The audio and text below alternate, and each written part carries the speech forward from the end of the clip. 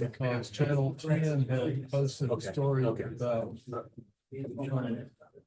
anyway, but he was at Love at Heathrow at the same time. Or something. Yeah, yeah. And they were right, how biased it wasn't all that.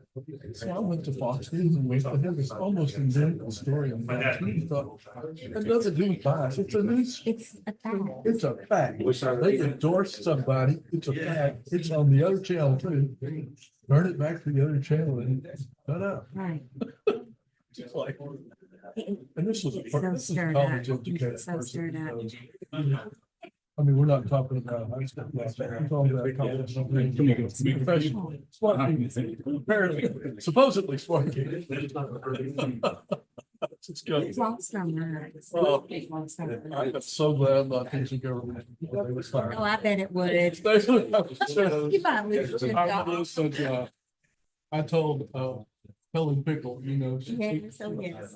she's one of the ones that took my place originally. And I told her the other day, about a year or so ago, I said, I do it anymore. I said, I can no longer do it. And, oh, yeah, you're a good teacher. I said, I'm not that good.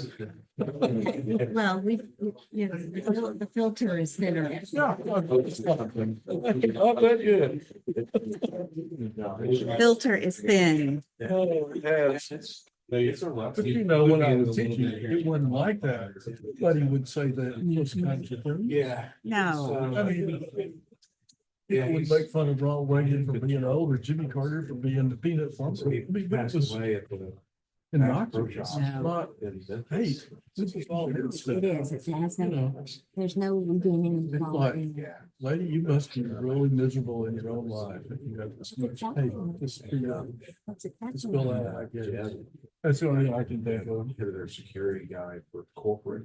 Oh, we got a crash. I was wondering when I drove up. On vacation. What? Yeah. What is the crowd, but you never know about that either. So he reached out by email. Open comments. So talked to that guy who was there. It was just concerned, Oh, praying for us. And then, no, Even Might be. that, okay. that's the guy. So. Yeah. Well, thank you. Yeah.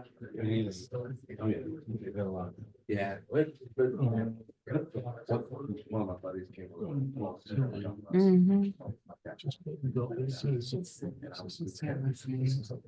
I'm gonna have a hard time with that. Mhm. I couldn't finish the back before I left, and it's really tall. There you go. Where's your mower?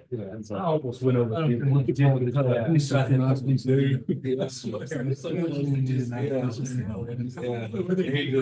Yeah, and he just, he got his mower, took it off.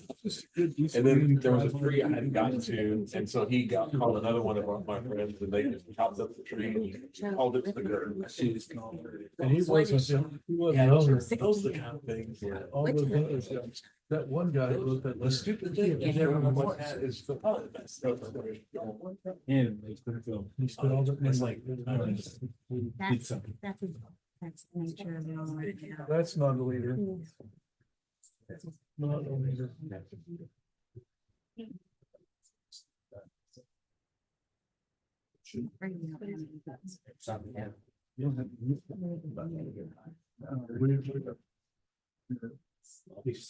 Not bereft, we are really short.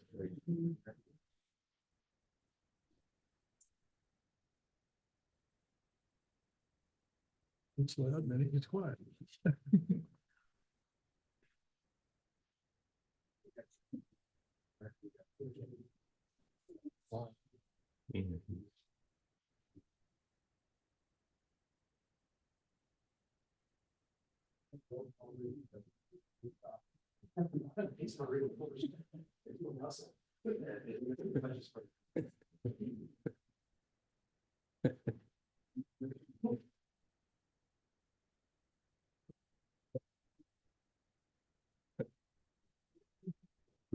Corner. Oh, gotcha. Just random. It got quiet like 30 seconds before 5:30. It is now 5:30. We're gonna get this show on the road. tonight, Councilmember Craig Pearson is participating remotely by video conference from Panama City Beach. Nice. Looks like you're having more fun than we are.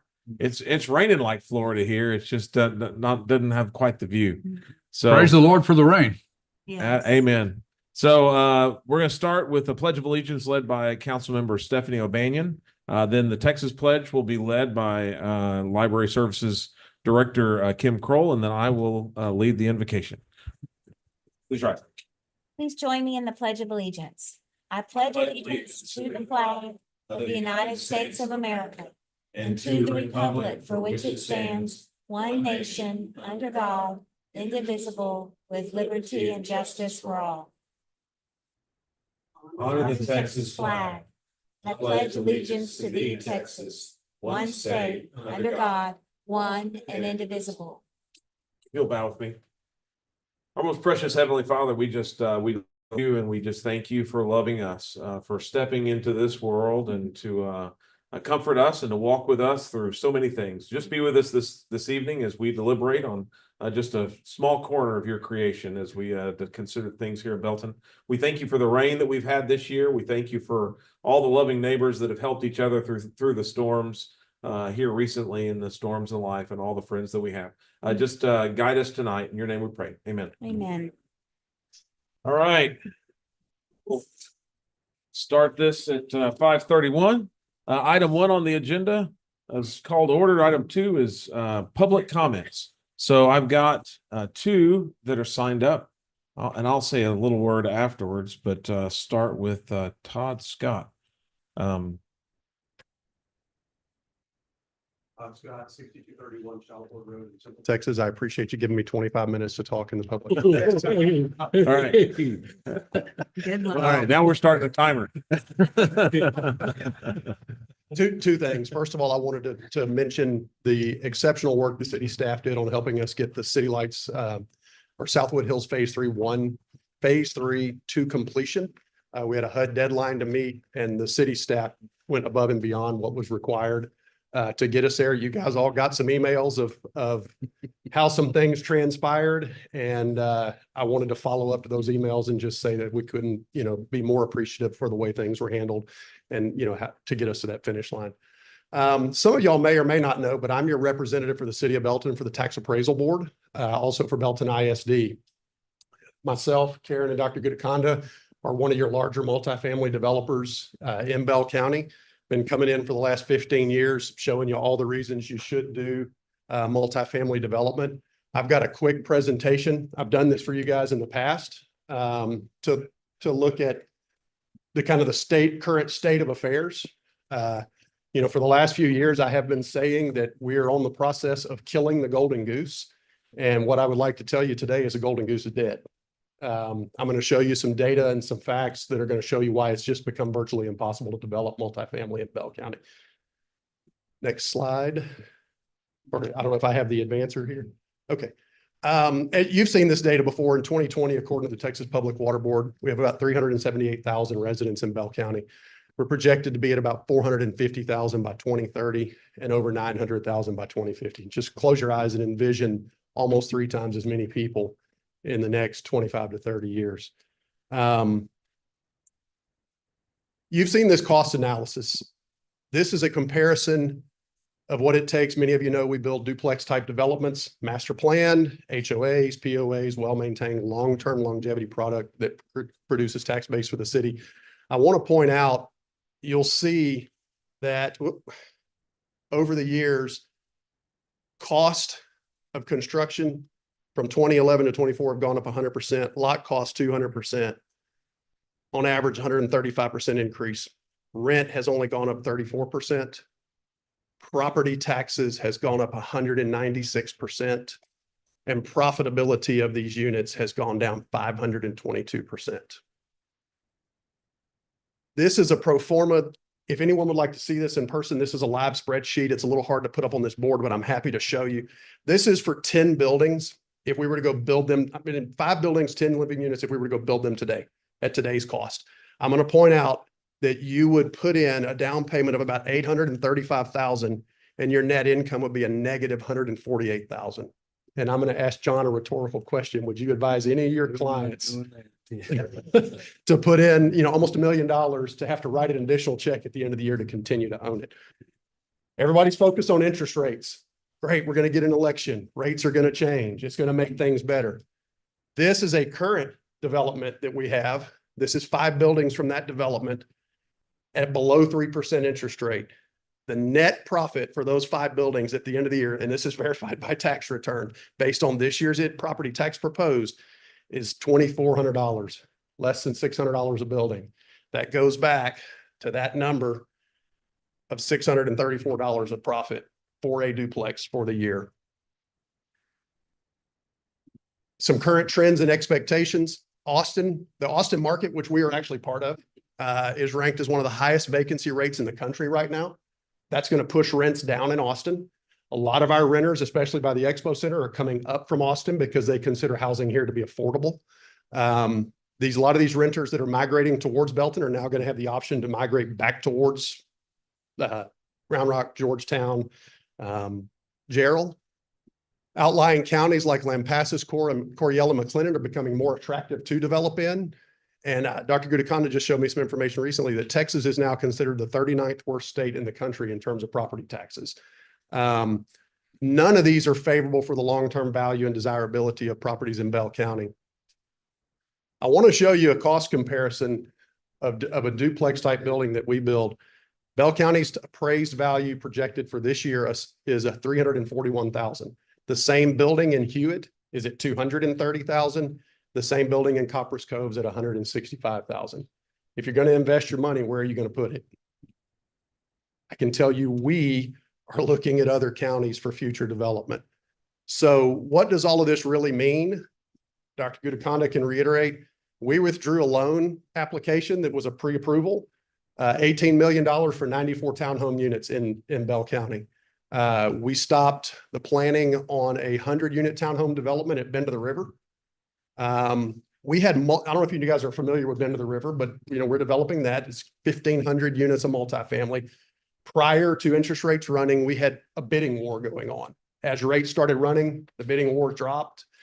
We're now offering those zoned platted townhome lots at 50% of what they were listed at 2 years ago. And we still have over 800 units available for sale.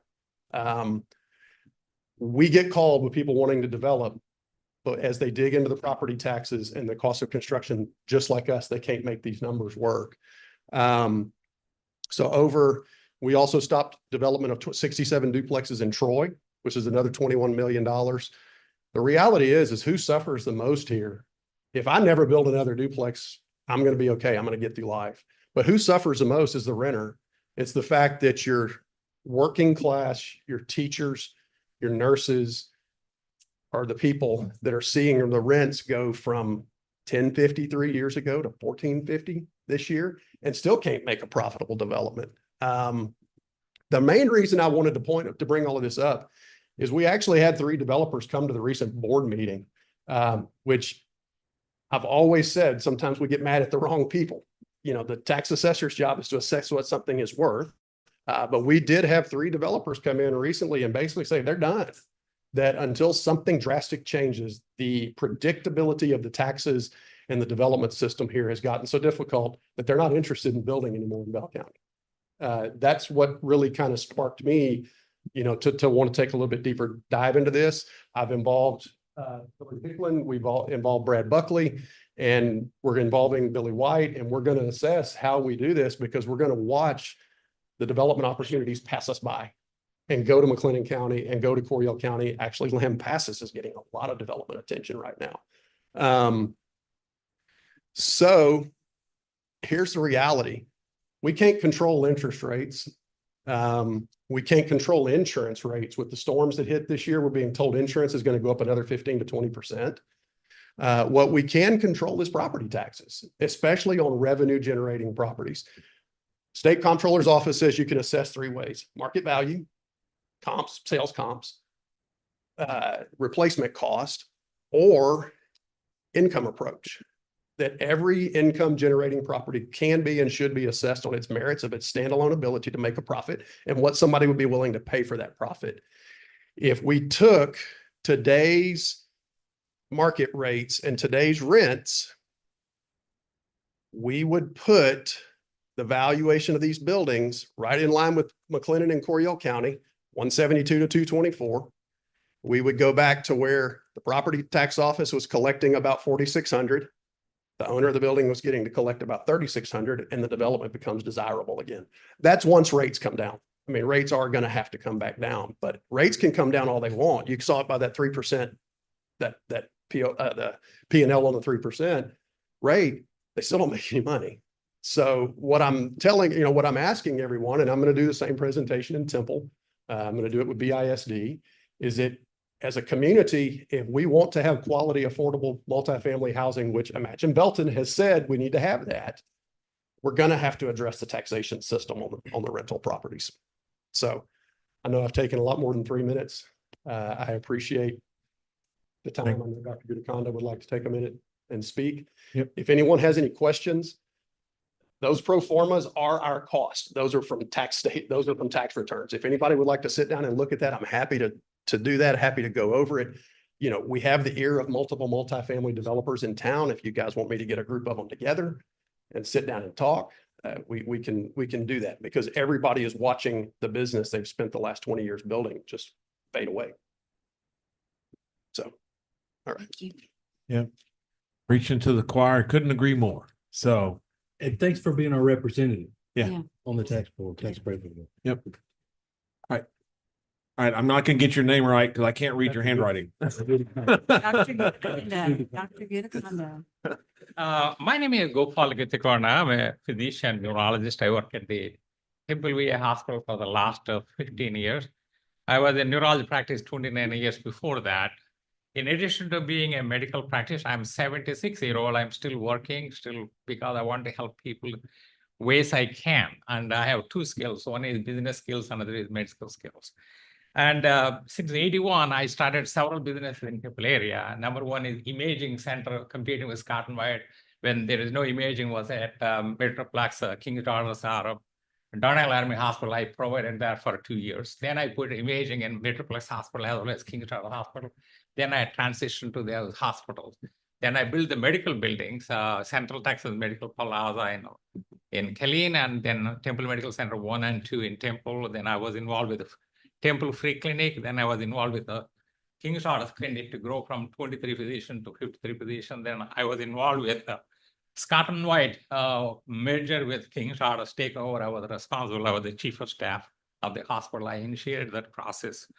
Anyway, after all that is done, I went to VA hospital. Then I started thinking, what can I do next? Then I thought about, at the time, duplexes are here and there on one lot. I am the one who came up with a plan to have duplex neighborhoods. Initially, I purchased 15.7 acres. I built 49 duplexes there. My cost was $157,000. That's the greens, each one, including the lot and development.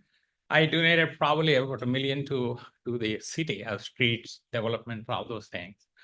Then subsequently, he built my home. In the process, I asked him to build my duplexes. Then we started being together in development process, having various sites for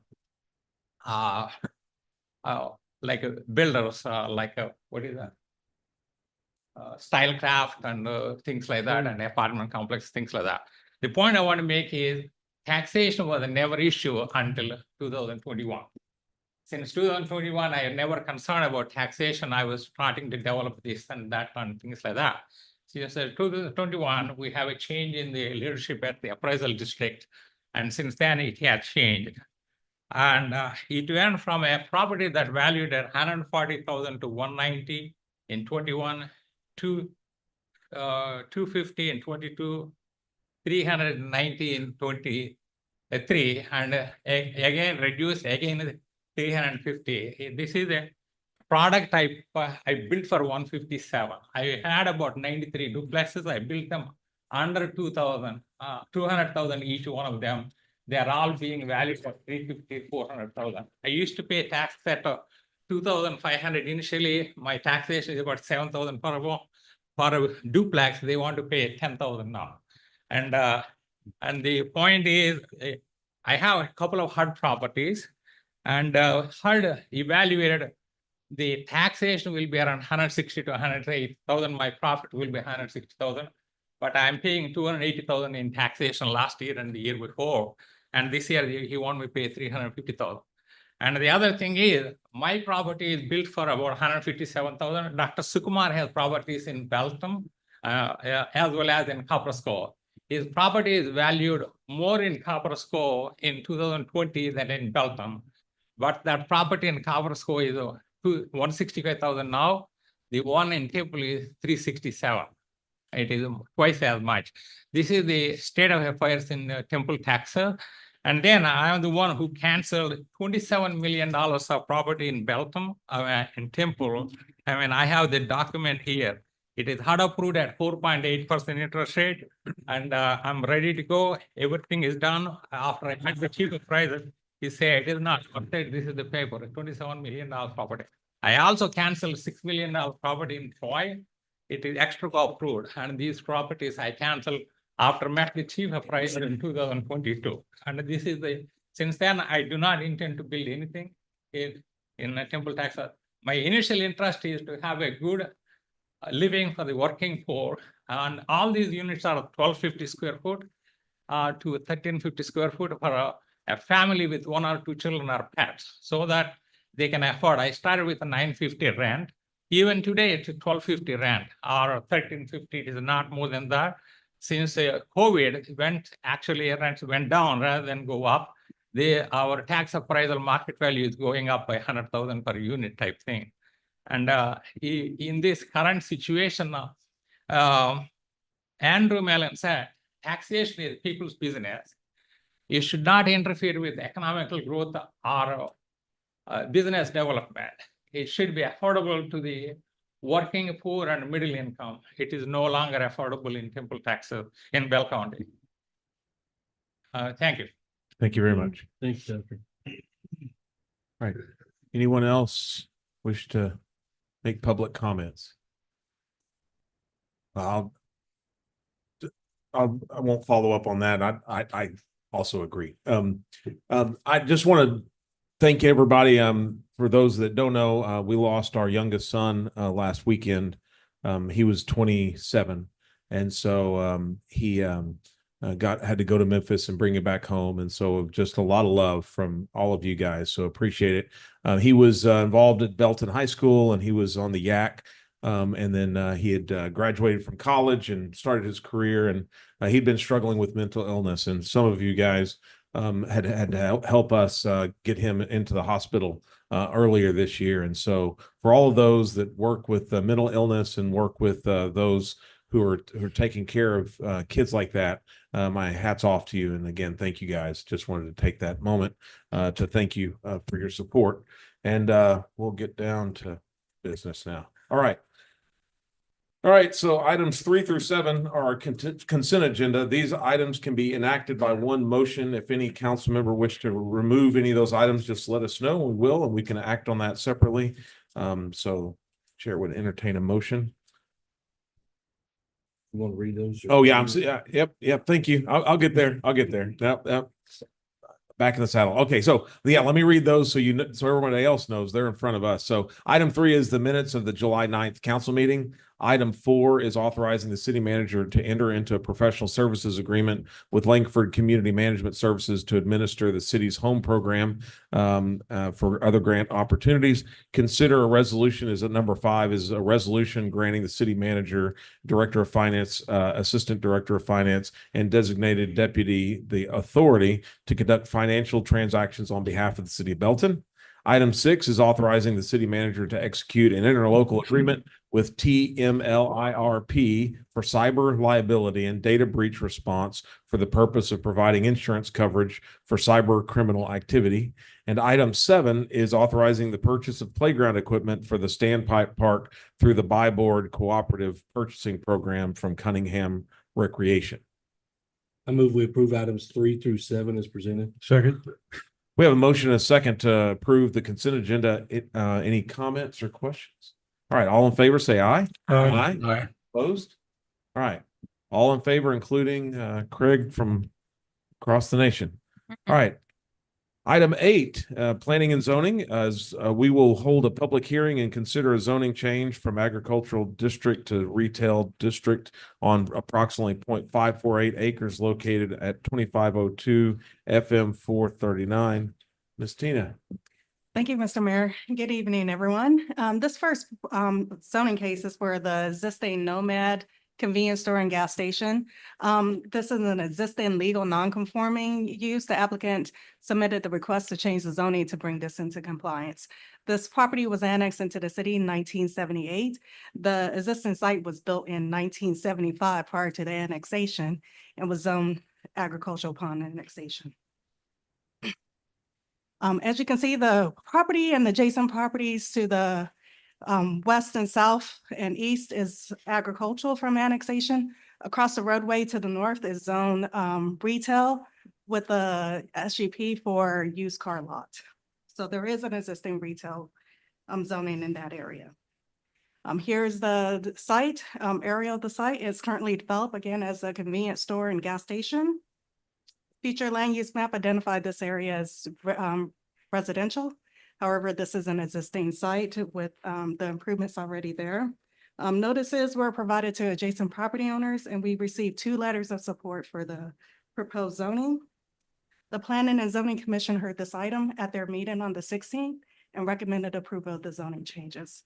The applicant is here, Mr. Sharma. Should you have any questions for him? And I'll be also happy to answer any questions that you guys have. All right. Thank you. Since this item's a public hearing, we will close down our deliberations and open the floor for public hearing. If anyone wishes to speak in favor or against this zoning change, please do so. There being no public comments, we will close the public hearing and reconvene our deliberations and consider this zoning change. Any comments or questions? It's like a pretty Seems simple like a cleanup. cleanup to me. Yeah. Is that a motion? That's a motion. I make a Item 8 is presented. All right, we have a motion by Councilmember Stephanie, a second by Councilmember John, to approve this item. Any other comments or questions? All in favor, say aye. Aye. Those opposed? All right, passes unanimously. All right, next is another public hearing and consideration of zoning change from single family to, thank you, from single family 2 district to multifamily district on approximately 0.578 acres located at 705 Holland Road, east of 35 and west of 121. Thank you again. The applicant recently purchased this property and demoed the existing house there to prepare the site for a new intended use. She is considering 2 duplexes to be constructed on that property for rental.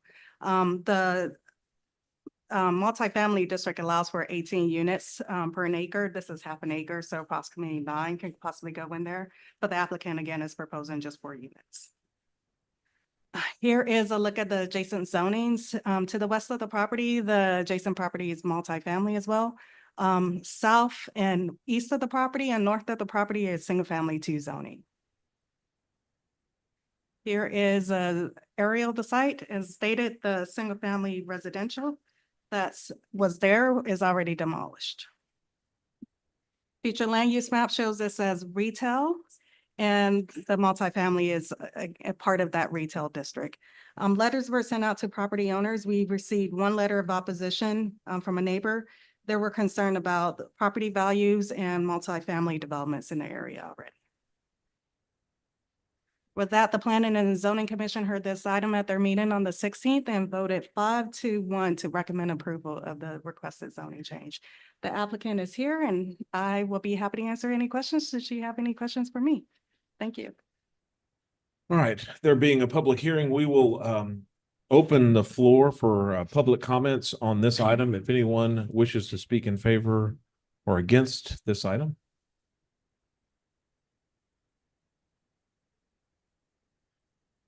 Hi, I'm Vicki Johnson. I live at 3201 Loving Cove in Belton, and I am the property owner. And I just want to take a quick second to thank Tina and all the team for helping us through this process. And we're excited about doing this for Belton, and we feel like it really fits with your plans. So thank you so much. Thank you. Anyone else? All right, there being no other comments, we will close the floor and reconvene the council and to look at this zoning. I have a couple. Mine, it looks like Family Dollar is set up for cross access use, and then it looks like this lot, I'm assuming that's is that an easement or is that city owned right away that goes back to the back corner of this lot? I believe, I'm sorry, I'm trying to get my bearings. It might be just part of the property. It's a private property. There is an easement for Avenue P, but I believe that portion was abandoned. It ends, I believe, right over here. So I do believe that portion has been abandoned and it's just right away.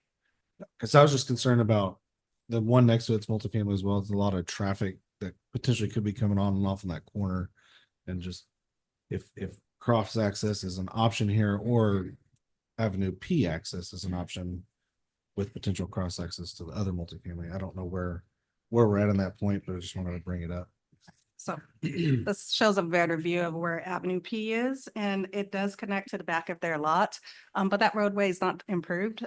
So if the applicant wanted to use that for access, it would definitely need some improvements.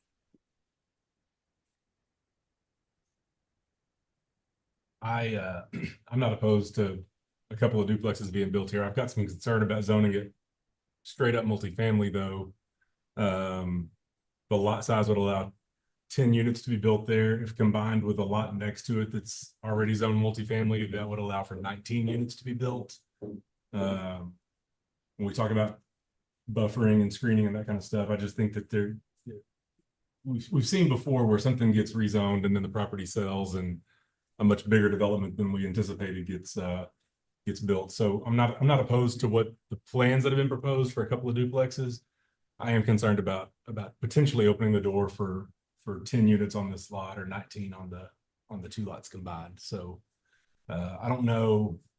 I suppose a PD would potentially solve that problem if you could limit the scope of the project to 4 units.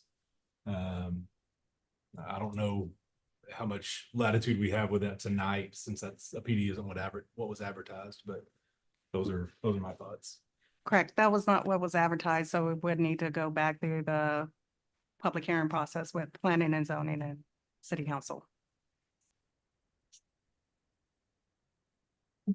Right. Any other comments, questions? I'm excited about the project. I mean, I think in light of everything we've heard and what we know that we need in our community, this is certainly a great infill, I think, use, but I understand the concerns. I think that's a valid point to raise, but I'm excited to see us bringing some multifamily and we desperately need it. Certainly touch base with the city attorney and just check and see if a more restrictive zoning could be applied at this point through a PD. We obviously don't have a site plan, but I know you've worked with the applicant on the layout of 2 duplexes, a total of 4 units, or you could just add a condition, maximum 4 units on the site. Might be a way to do that within the conditions that you have. Development conform to multifamily zoning district, and then shall not exceed a maximum of 4 dwelling units. Might be a way to address your concern. Thank you, Sam. How about I approve agenda item number 9 with the maximum number of units at 4? Second. All right, we have a motion and a second to approve the zoning change with the addition of the maximum units of 4. What I'll do is a comment for you guys, if that's not sufficient and we need to do something else, then we could probably go forward. But if that was your plan, that doesn't force you to go back through. So again, you still have freedom if you wish to basically appeal this. So, all right. So we have a motion and a second. I think we have, Yes. motion and a second for adopting this. Any other comments or questions? Just so we're clear, 2 duplexes. 2 duplexes, 4 total units. Yeah, 4 total units. As proposed in the proposal here tonight. Yeah, absolutely. Right. All right. Any other comments or questions? No. All right. All in favor, say aye. Aye. Aye. Those opposed? All right. Passes unanimously. Thank you. All right. Item 10. think we're on 10. Hold a public hearing and consider zoning change from single family 2 to single family 3 on approximately 0.286 acres located at 412 East Avenue H. Thank you, Mr. Mayor. For this zoning change, the property owner intends to subdivide the original tract and abandoned piece of right of way to construct 2 detached single-family residential homes. Here's the location of that property. It is on the east side of 35, right off of East Avenue H. And as you can see, that lot size is larger than the other lot sizes. The lot sizes in that area have a 50-foot wide width and 120 depth, I believe. So what the applicant is proposing is consistent with the existing lot sizes. Here's an area of that location. It's currently undeveloped. Here is a site plan that the applicant has provided that shows the 2 lots that he is looking at proposing. Again, a 50-foot width with 128 depth for this lot. Future land use map identified this as a mixed-use center. There's existing residential neighborhood in that area, so this is consistent with what's already under development there.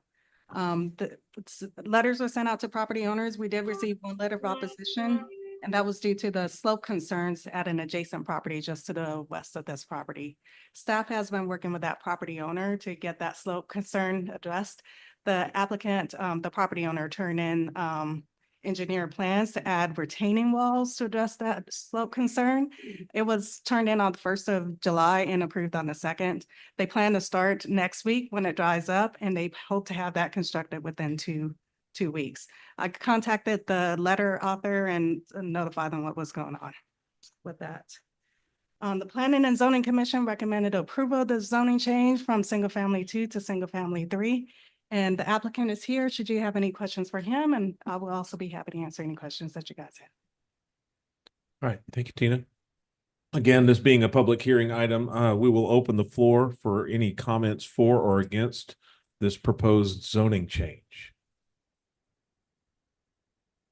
All right. There being no comments, we'll close the floor. We'll reconvene to consider this item. Tina, it sounds like the retaining wall issue next door is going in the right direction. If that were to come to a halt, that could be a condition of platting, right? This would need to be platted. Well, it's an adjacent property to the west. This is not on this property. The sloping concern is on the other property. They're under construction. There's a house already there. The sloping concern will also help their property keep that from sliding onto their new construction. So that has already been addressed with their building permit. They will not get a certificate of occupancy to occupy that house until that slope concern has been addressed. Thank you. I move to approve item 10 as presented. Second. We have a motion and a second to approve item 10. Any other comments or questions? All in favor, say aye. Aye. Aye. All opposed? All right, passes unanimously. Item 11. Again, another public hearing and consideration for a zoning change from commercial 2 district to planned development commercial 2 district on approximately 0.232 acres located at 800 North Birdwell Street, northeast intersection of 6th and North Birdwell Street. Christina. Thank you. A little bit of deja vu. We just rezoned this property earlier this year to allow for a cabinet shop to be constructed there. This planned development is to accommodate the developer's location for the building. They are requesting some setback reductions to make the building plan that they have work. So with that, PD is requested a rear and side yard setback. The rear that's requires 15 feet from the property line. They're requesting a reduction to 10 feet. For the side, a 15 is required. They're requesting a reduction to 5. Here is the proposed site plan that the applicant is proposing. There are 6 parking spaces in the front of the building towards 6th Avenue, and the building is pushed back closer to the rear of the property with landscaping in the front and then along the perimeter of the building. Here is the building elevation that is proposed. This is a metal building. They will add some veneer, stone veneer at the bottom of the building to address that a little bit. Here is a zoning map. Adjacent to this property is single-family residential zoning. So with that, staff had asked for maybe some additional screening requirements in that area, and also the possibility of flipping the site plan to have the parking in the back and the building closer to the front to provide some separation for that single-family residential. It's just shielded a little bit. Here is an area currently vacant. Future land use map is identifies this as a commercial corridor. Again, staff had proposed that the parking be relocated to the rear of the property, which would comply with the 15-foot rear setback. Again, this was to add additional protection for that single-family residential. We've also thought additional landscaping along that residential buffer would be nice. Landscaping should be a minimum of 6 feet at height at the time of planting. The existing fence, there's a fence right there for the residential, should be repaired if there needs to be some improvements to that if it's falling. Staff was supportive of that 5-foot side yard setback along the eastern property line. It's adjacent to a parking lot. The Planning and Zoning Commission heard this item at their meeting on the 16th, and they were in favor of the applicant's site plan with the parking in the front.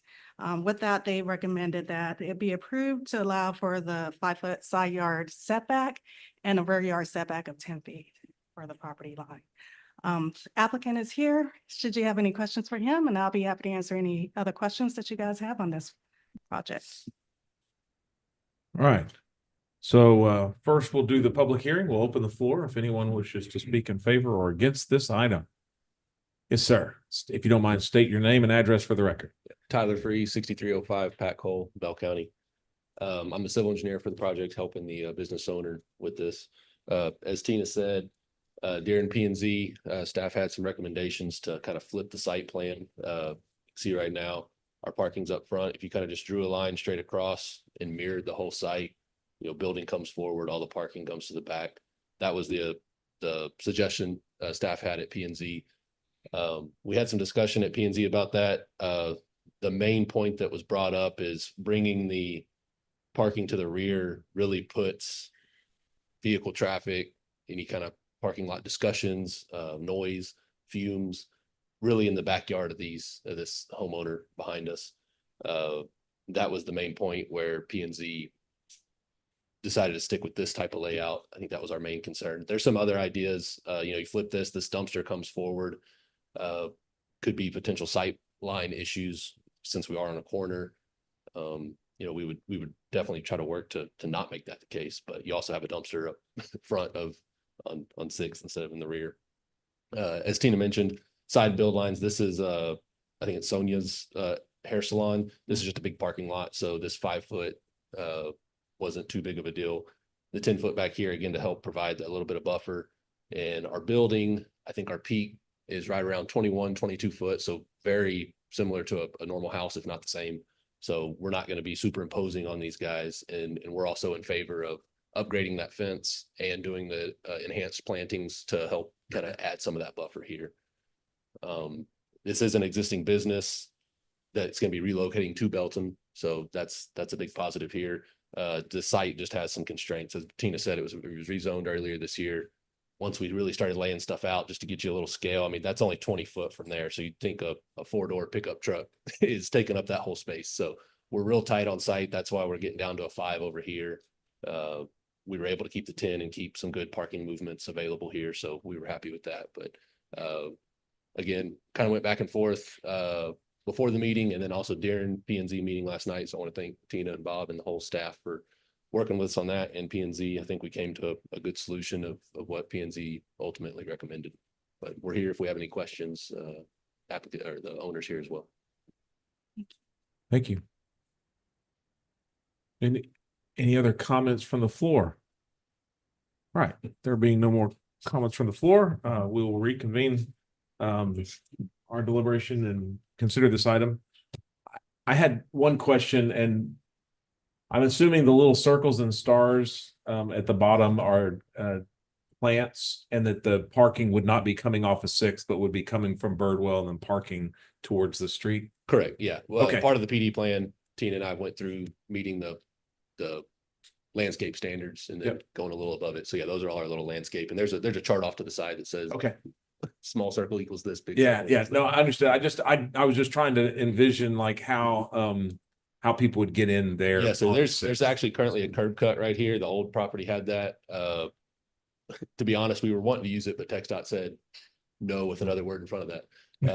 So yeah.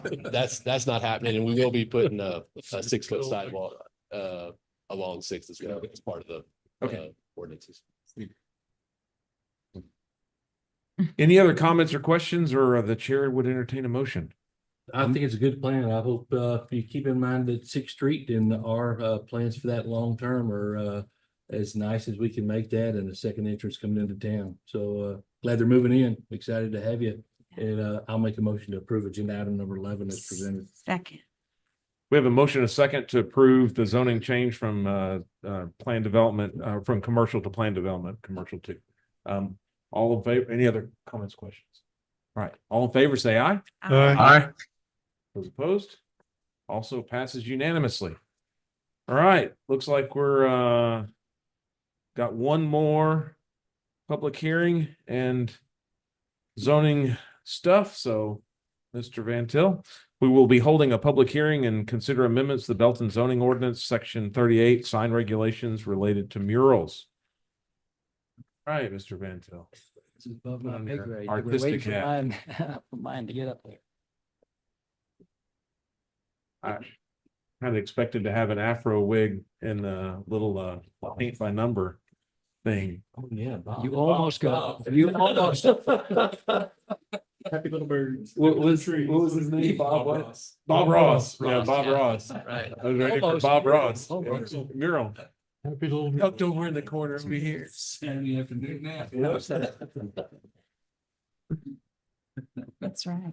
All right. So, well, if you'd known me 30 years ago, I might have looked like. Okay. We've purged the internet of any of those things. So the purpose today is to talk about the proposed amendments to the sign ordinance, which is in the zoning code relating to murals. All right, some local history. Back in February of last year, with the creation of the beautification committee by then Mayor Carpenter, the committee's task was to develop recommendations to complement the extensive development that was occurring in downtown and the anticipated improvements that were thought of through the Imagine Belton program and throughout the areas there. And the city council reviewed all those beautiful recommendations and adopted them. And so among all the recommendations were the task for us to create guidelines for the creation of murals and the encouragement of murals. And so the proposed amendments that we have this evening are focused on that recommendation. So we're bringing those forward to you, and I'm going to continue talking a little bit about the history of what's involved here. These are pictures from the beautification committee report. And I've been using those photographs or those images in the presentations to make sure that we keep the kind of images ahead of us, that kind of stuff. Because, there's a spectrum of art and that kind of stuff. But I believe the committee had a particular style in mind.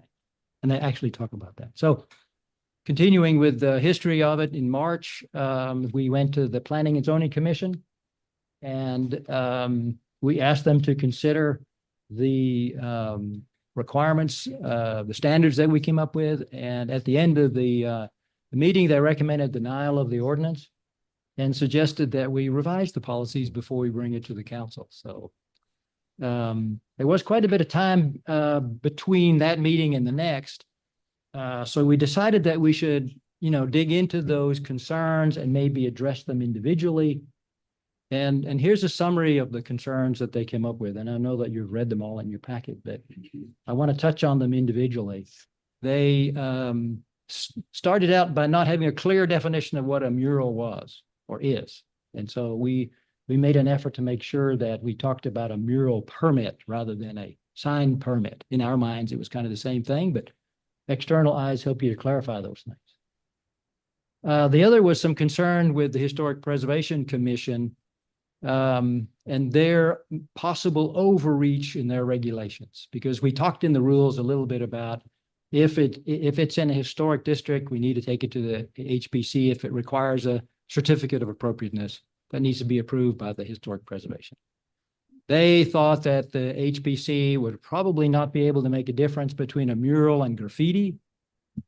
So we stopped at that point, and I said, it's fairly, well, I wouldn't say easy, but it's fairly easy to define graffiti, which is really unsanctioned art. It's art, but it's unsanctioned, like, somebody just runs out there and paints your bridge for you, or your railroad card, or your personal vehicle, or whatever, and you may think it's great, but it's not really something you want. Murals, on the other hand, is something that's a formal process. That's something that's made through whatever process that the community has. They were concerned that there was some censorship involved in terms of the HBC's involvement, that they would be more concerned about content. And we talked about clarifying their discussions are mostly focused on materials and process, right? What's the kind of things that the applicant is trying to do to the building?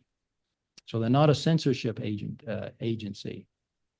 They also felt like it's an extra step in the process, so it's going to take extra time for somebody to build a mural.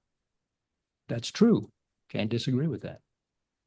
Then we, as I mentioned too, the COA is not related to the subject matter of the art. The word appropriateness did not relate to the word, censorship, or, what is being proposed. It's really more about how the art is being prepared, or how the improvements are being made, that kind of stuff. Like we said, it's materials and process mostly, and how they affect the appearance of the historic structure, and how it's, anyway, there's some other things in there.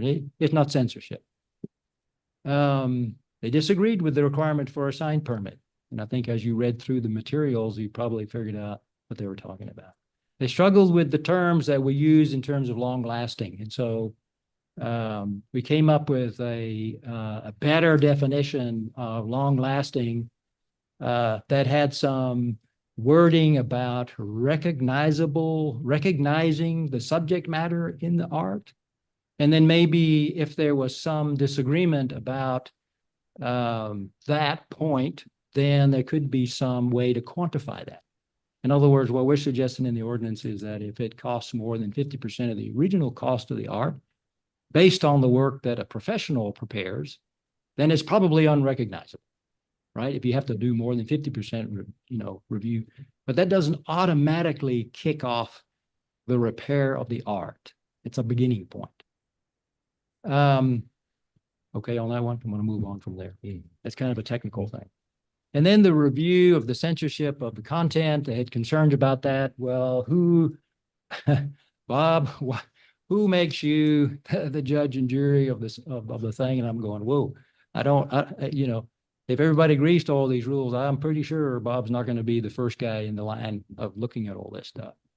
There was some discussion about a committee. At first, we talked the beautification committee, and then maybe some other committee that's a subcommittee now, that kind of thing. So that's a decision that needs to be made in the future.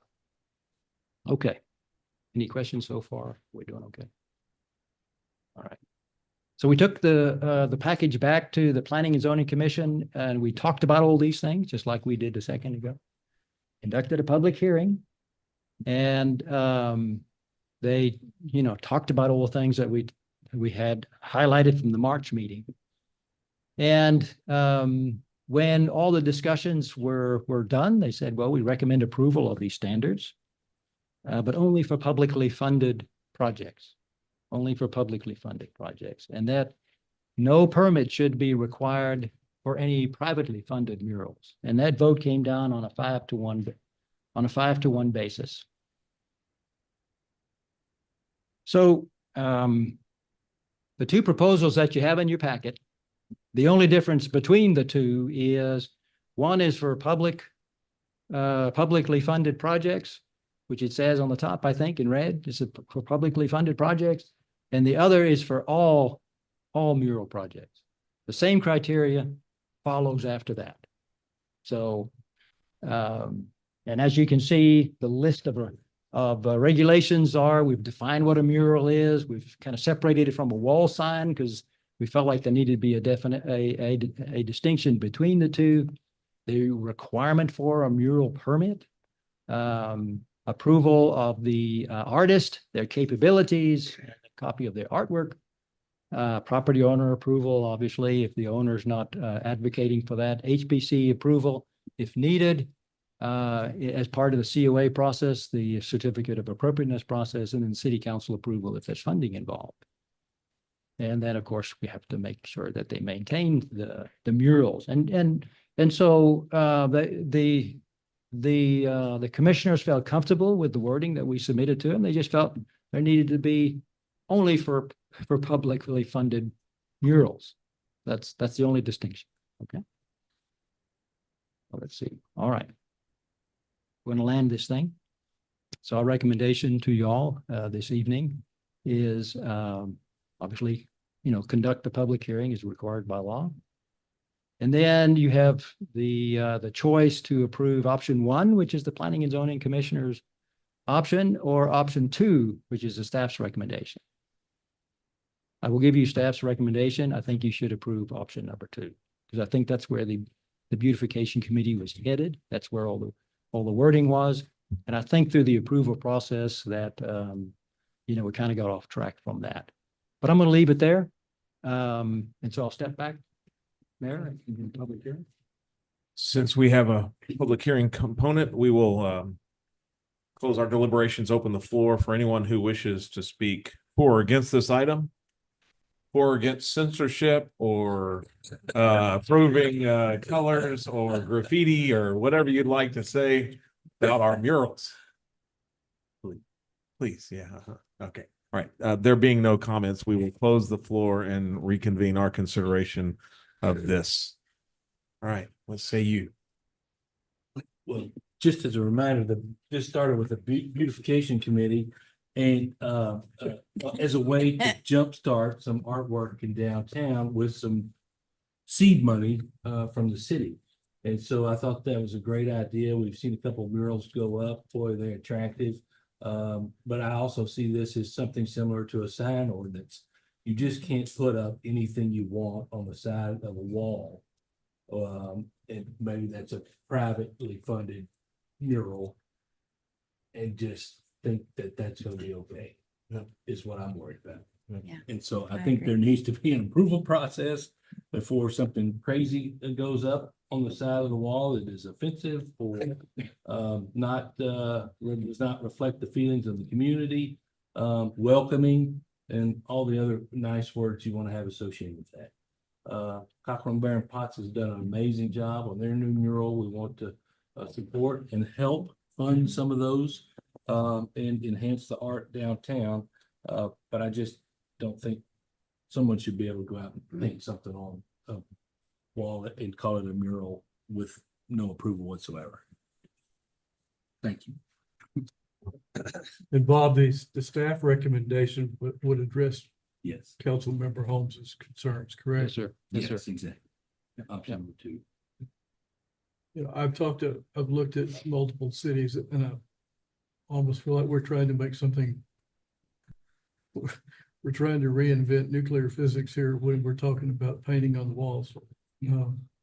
I agree with John. I think I'd like to see the staff have some oversight and the beautification committee, and if there needs to be an appeal to the council, if someone doesn't agree, then that's perfectly fine. But our whole purpose from the beautification committee was to make downtown more attractive and a better place to come and visit and do business and spend money in downtown Belton, enjoy the scenic beauty that we already have.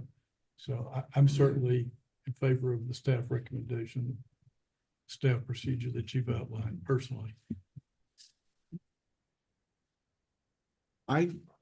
What in our sign ordinance would quantify or give us the authority to approve or disapprove certain language or anything? Like, there's got to be something in the sign, because we haven't had signs go up that. Is it the same language that could be applied to this? Is it the same? We had no definition for mural. It wasn't identified at all. So that was the whole point of the beautification committee, was to have some identification of a mural, what the process would be, and then of course setting aside some funding in the budget, which we have set aside a total of $50,000 for the mural program for this next year. And so we're ready to go. I think there's some interest out there and certainly some public funding toward that. And so we just want to continue that process, provide a mechanism for it, an application process, and then some standards. We're not trying to, over police the situation, just wanted to try to have a fairly simple process to handle that. And let me also add that we didn't have of all the things we have in our sign ordinance, we don't have a mural in there. And so we added that in there, but then all the recommendations that came from beautification committee had to be incorporated in somehow or another. And that's what we've done here today.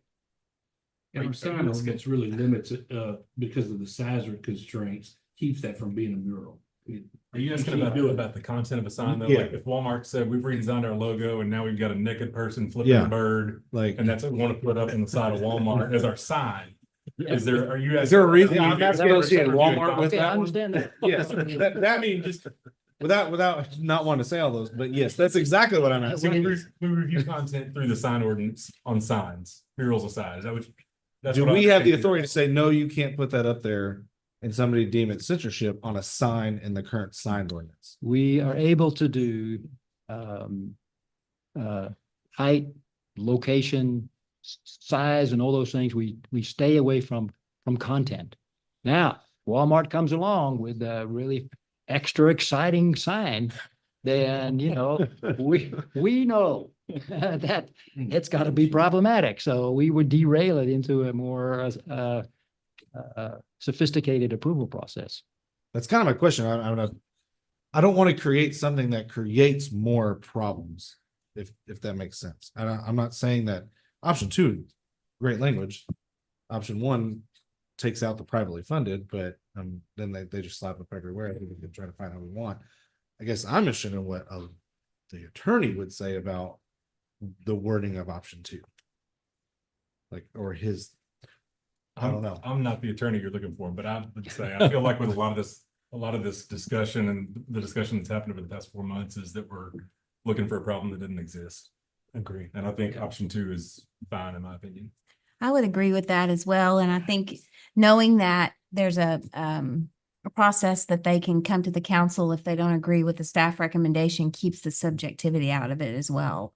Because art is in the eye of the beholder sometimes. So you don't want to be put in that position to make a decision over one over the other, or you want to kind of keep a process in place that keeps that equality there. But there's a process to override that if they disagree with staff recommendation. So I think that's a good plan.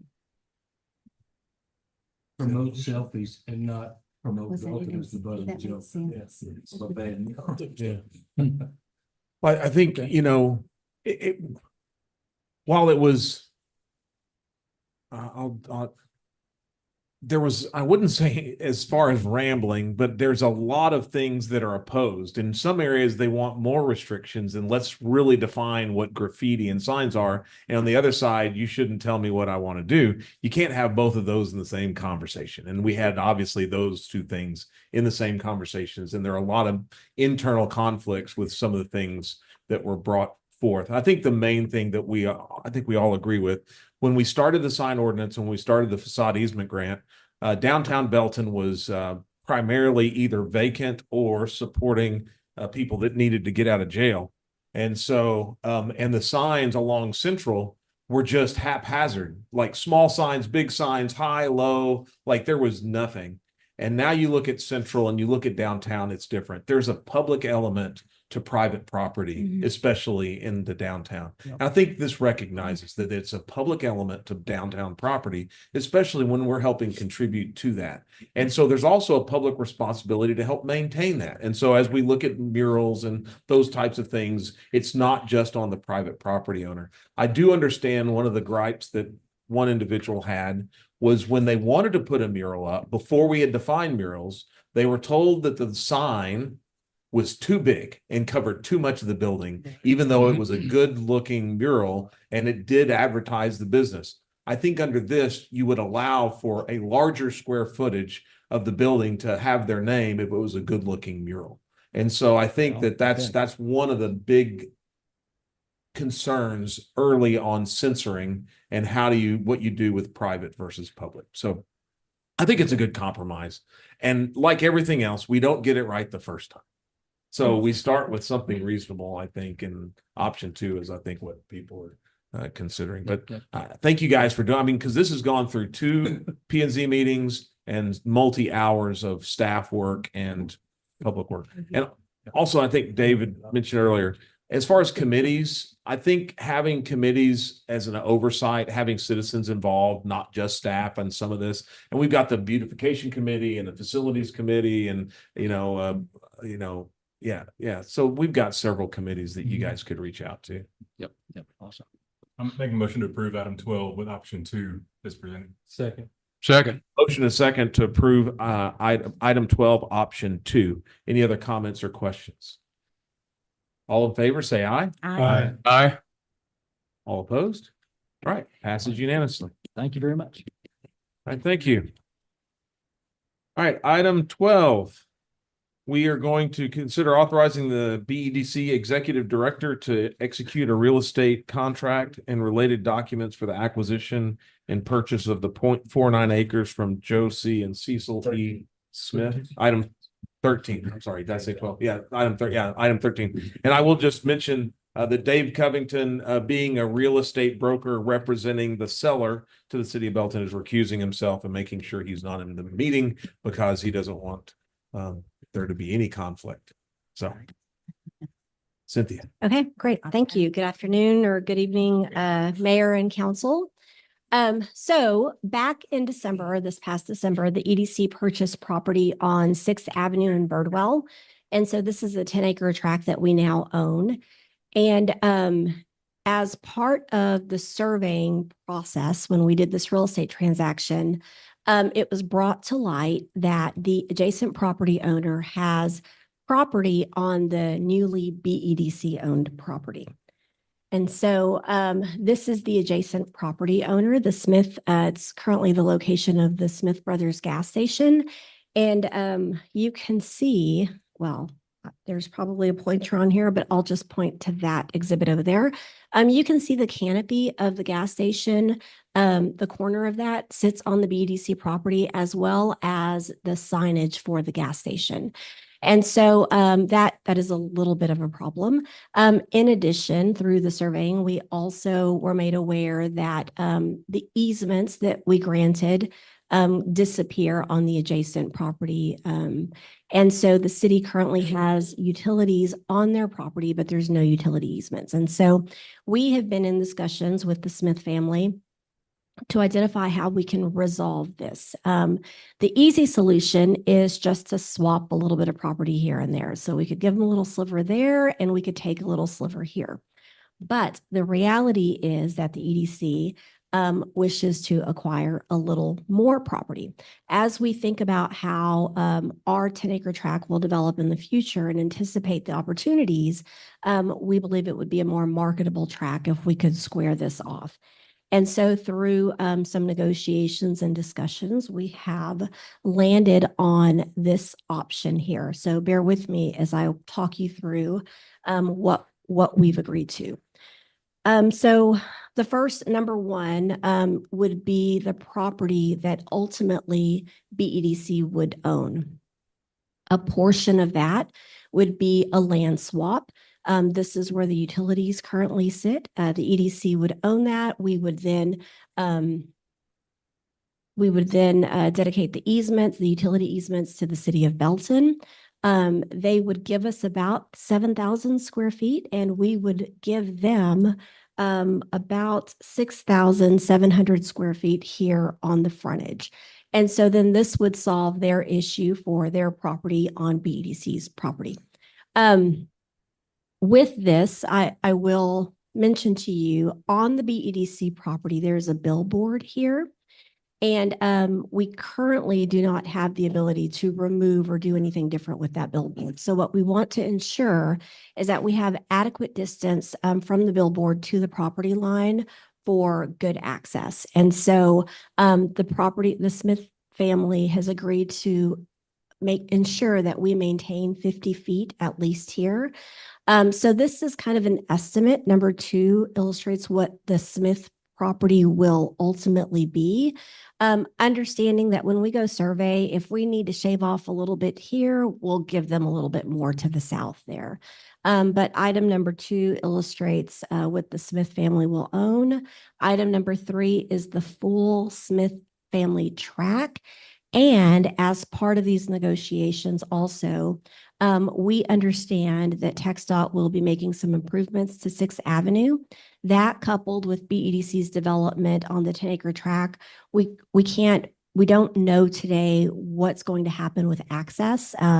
If it will stay as is, if there'll be any requirements or any limitations. And so both property owners have agreed to give access easements. So you can see on the east side, the BEDC will grant a 30-foot access easement to the Smith property here. And on the west side, on the Smith property, they will grant a 30-foot access easement to BEDC there. So it ensures that we both have opportunities for access in the future. Oh, what I didn't mention was I did talk about the land swap, but the additional property that the EDC would purchase. So they were agreeable to the land swap. The Smith family said, if you'd like more land, we're agreeable to selling you up to this point. And so the EDC will pay $80,000 for an estimated 14,366 square feet here. So with that, we have taken a contract to the BDC Board of Directors outlining everything that we've negotiated and agreed to. So what you see there is the land swap between the 2 property owners, BEDC's purchase of the additional property at $80,000, the 2 30-foot access easements that we've agreed to. The contract provides for a 30-day inspection period, in which that time we will move forward with the survey. And then there'll be no commission. BEDC will not incur commission on the property. So in terms of budget, we do not budget for real estate transactions, but we do have $80,000 in the BEDC fund balance to move forward with this acquisition. In addition, we'll be responsible for all of the surveying that has to occur to clean up all of these various parcels and easements. Board of Directors approved the contract on July 2nd, and we're requesting the council's consideration and approving this real estate contract. Any questions? Cynthia, I just want to appreciate, or just words of appreciation for the work on this. It's kind of detailed, involved. That dog leg really cut into BEDC's property. There's also a sewer line back there.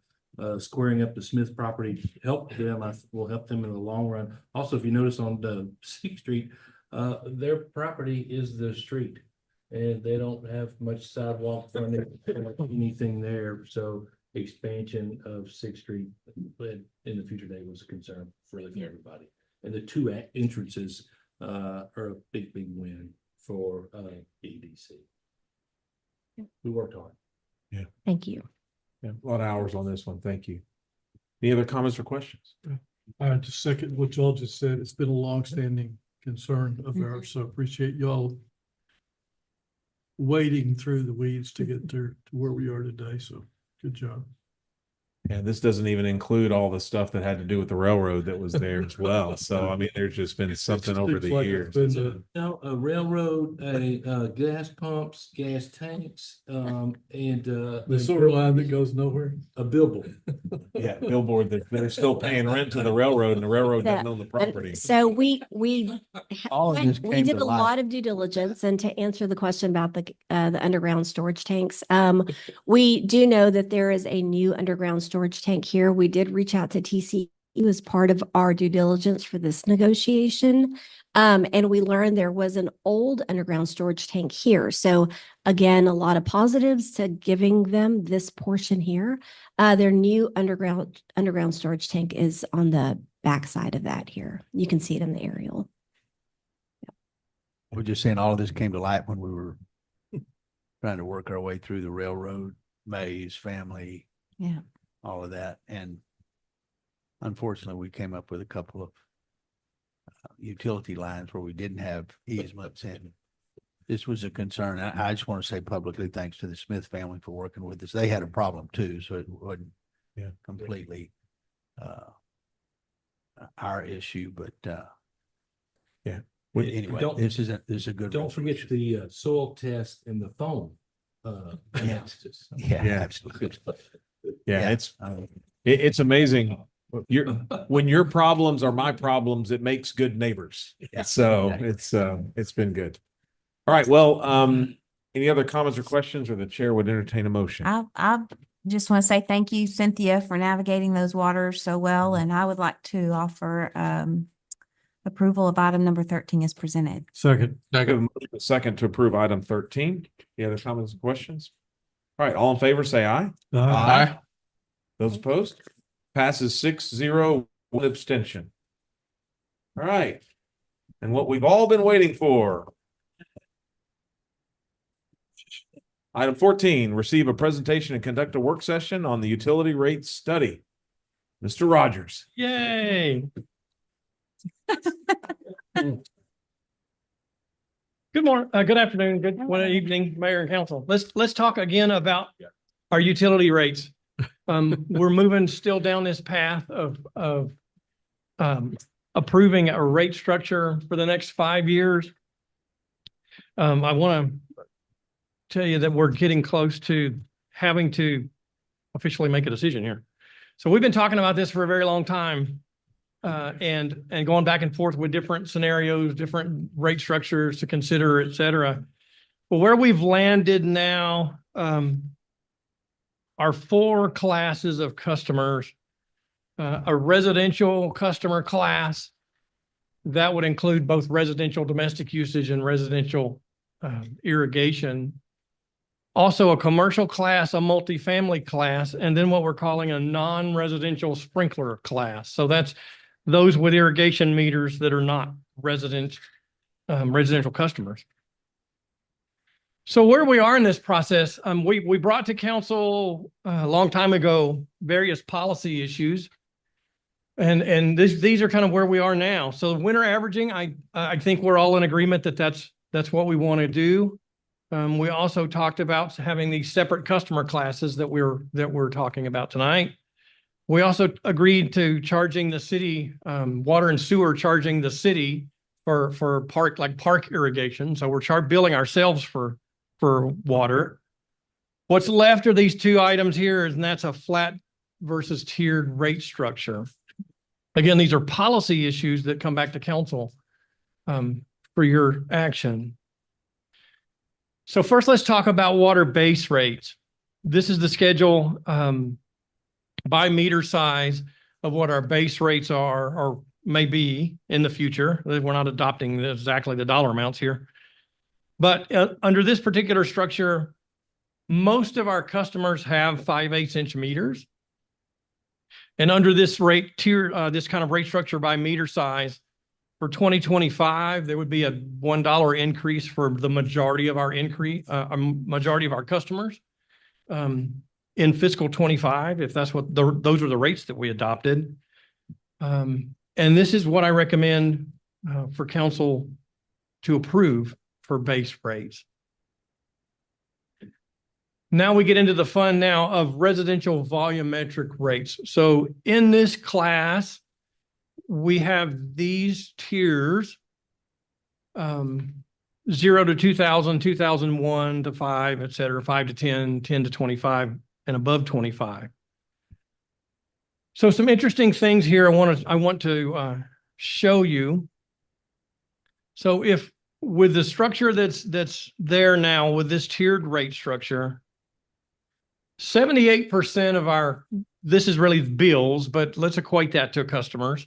78% of our customers, residential customers, use less than 10,000 gallons of water each month.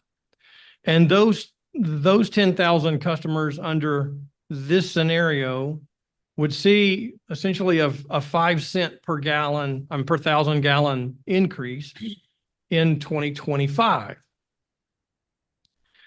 What's interesting though is that 78% of customers use only 35, is that 35?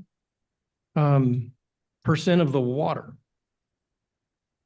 What's interesting is in this tiered rate structure, 7% of your customers use 37% of the water in this class. And so the higher consumption under a tiered rate structure, the lower your consumption, the less you pay per 1,000 gallons. And the greater your consumption, the higher price that you pay per 1,000 gallons. So that upper tier would be paying $7.35 compared to $3.75 under a tiered rate structure. An alternative to tiered rates, however, is this flat rate option, which is also perfectly fine if you want to consider that.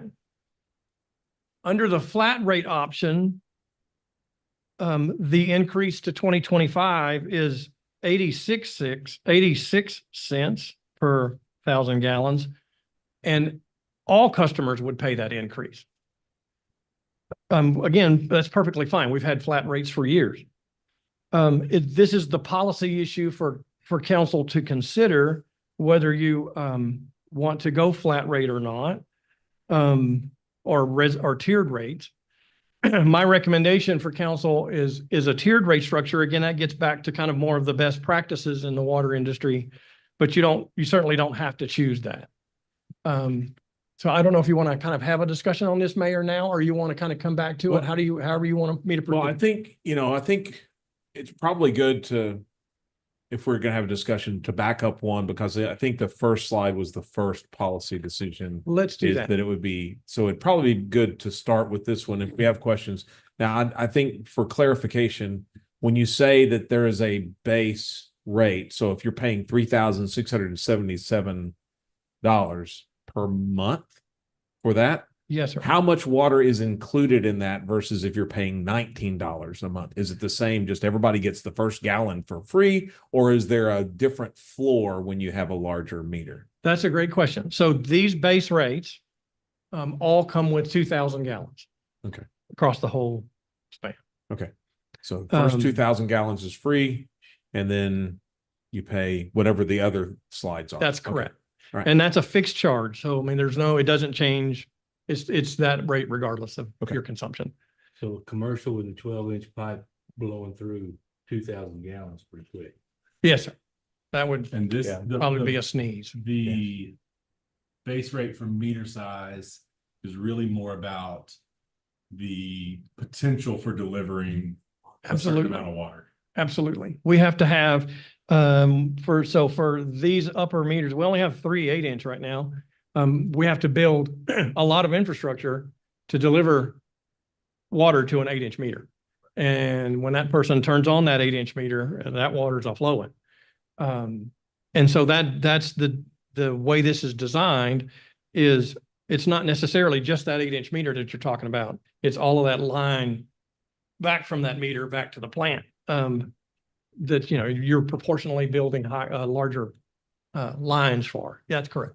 Does a resident know from their bill what size pipe they have? They do not. We don't have that identified on our bill right now.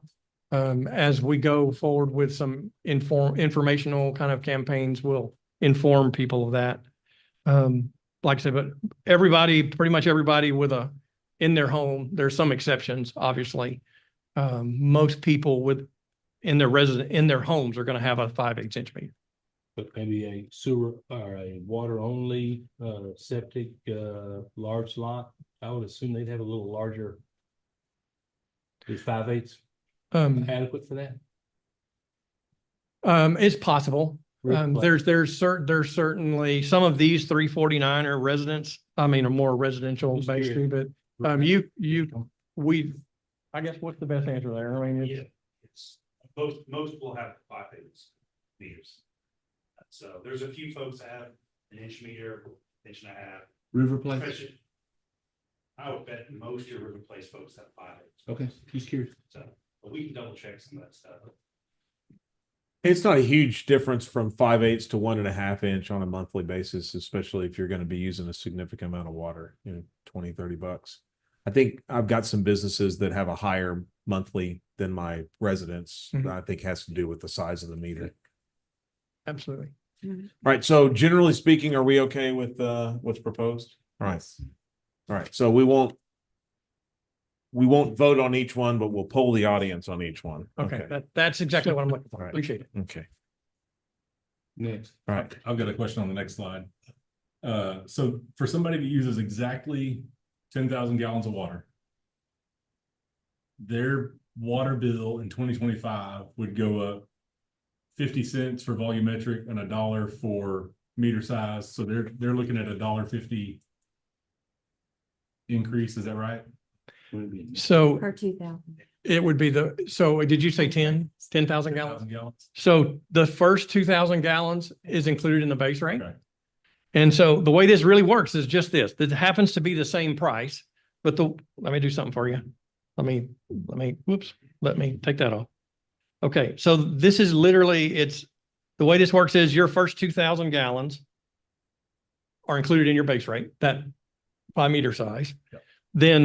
Then with tiered rates, the consumption from 2,000 to 5,000 gets charged whatever that rate is. In this case, it's $3.75. And then it's another 5,000 gallons that gets the rate that you see for that tier. So it's not, okay, I'm using 10,000 and I'm paying whatever that is for the entire 10,000 gallons.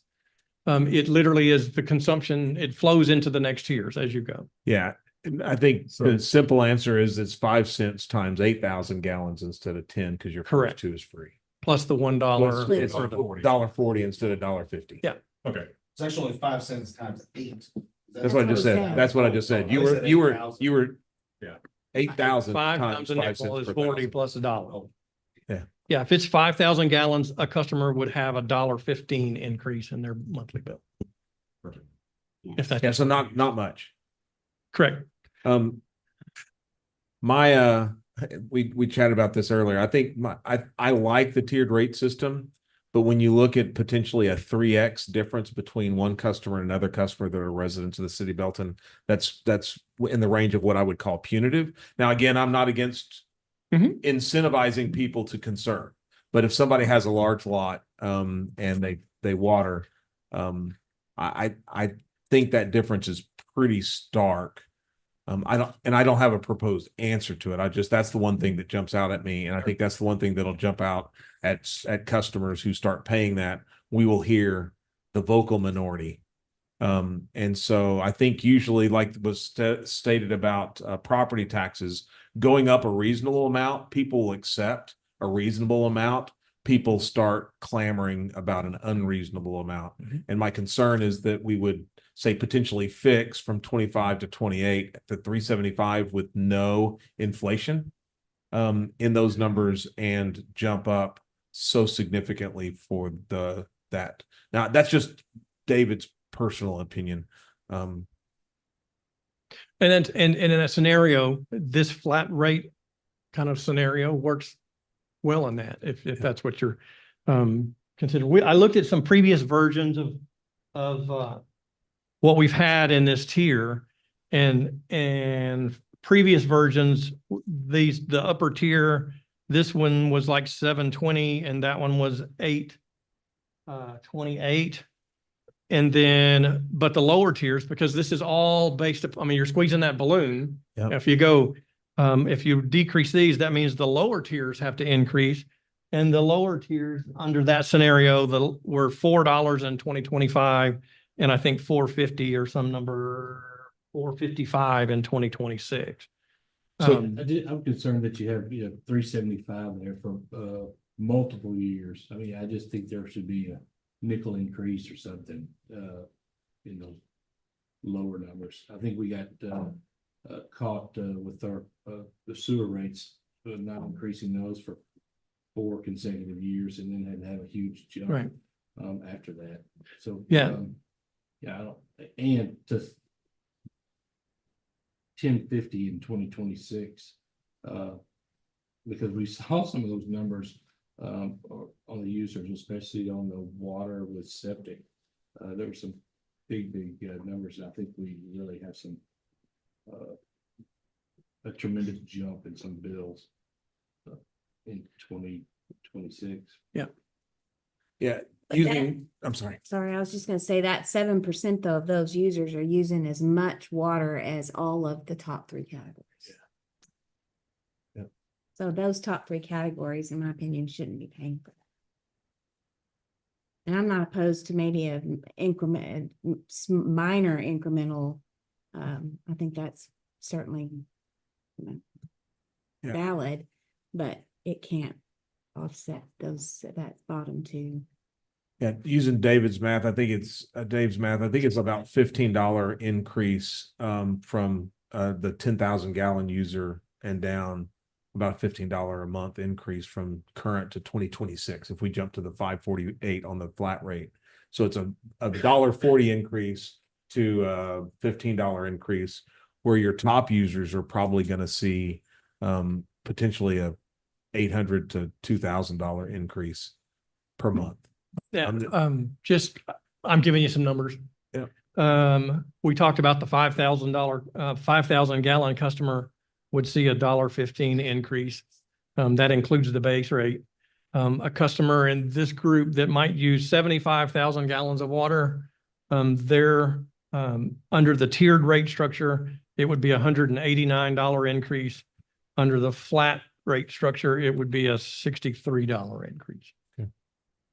But then again, on the other side, a customer through a $5,000 customer would pay $358 under the flat rate versus a $1.15 up tier.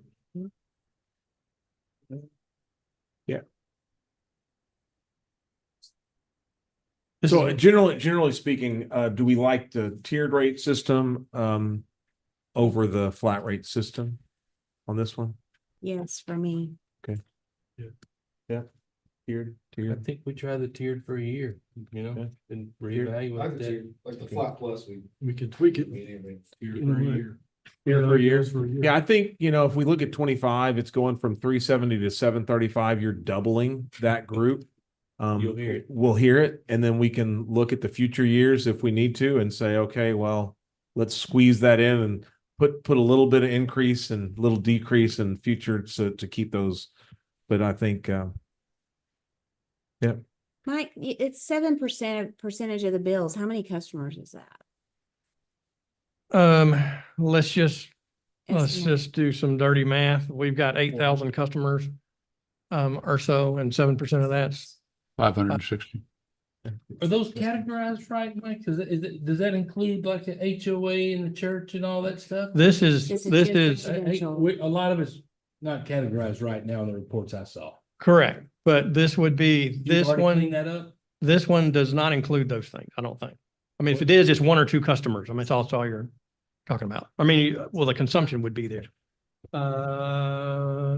Did we have, I think we had an HOA under, did we call that residential? I can't remember. I think, or commercial. I don't know. Yeah. Not residential. Yeah, I don't The large remember. users. And a couple of them are using 400,000 gallons a month. Right. Yeah, we'll fix that in the cleanup. Yeah. But that's not fixed in this. Correct. Now, again, we're trying to decide tiers versus flat, But not you hear- necessarily I customer hear somebody specific. say, well, 37% of the users, but 37% of that is not residents. That's not right. Yeah, if that's based on the other numbers, that 37%, about half of that is. It's a big flaw. Well, this is folks that we would currently have classified as a resident, as a residential customer. It's not 30% of all water. It's just 30 No, but of within this class. Our resident class is way off from the report I saw for top users. Yeah. It was Yeah, I churches think and HOAs and a lot of other stuff included that we had categorized as a resident.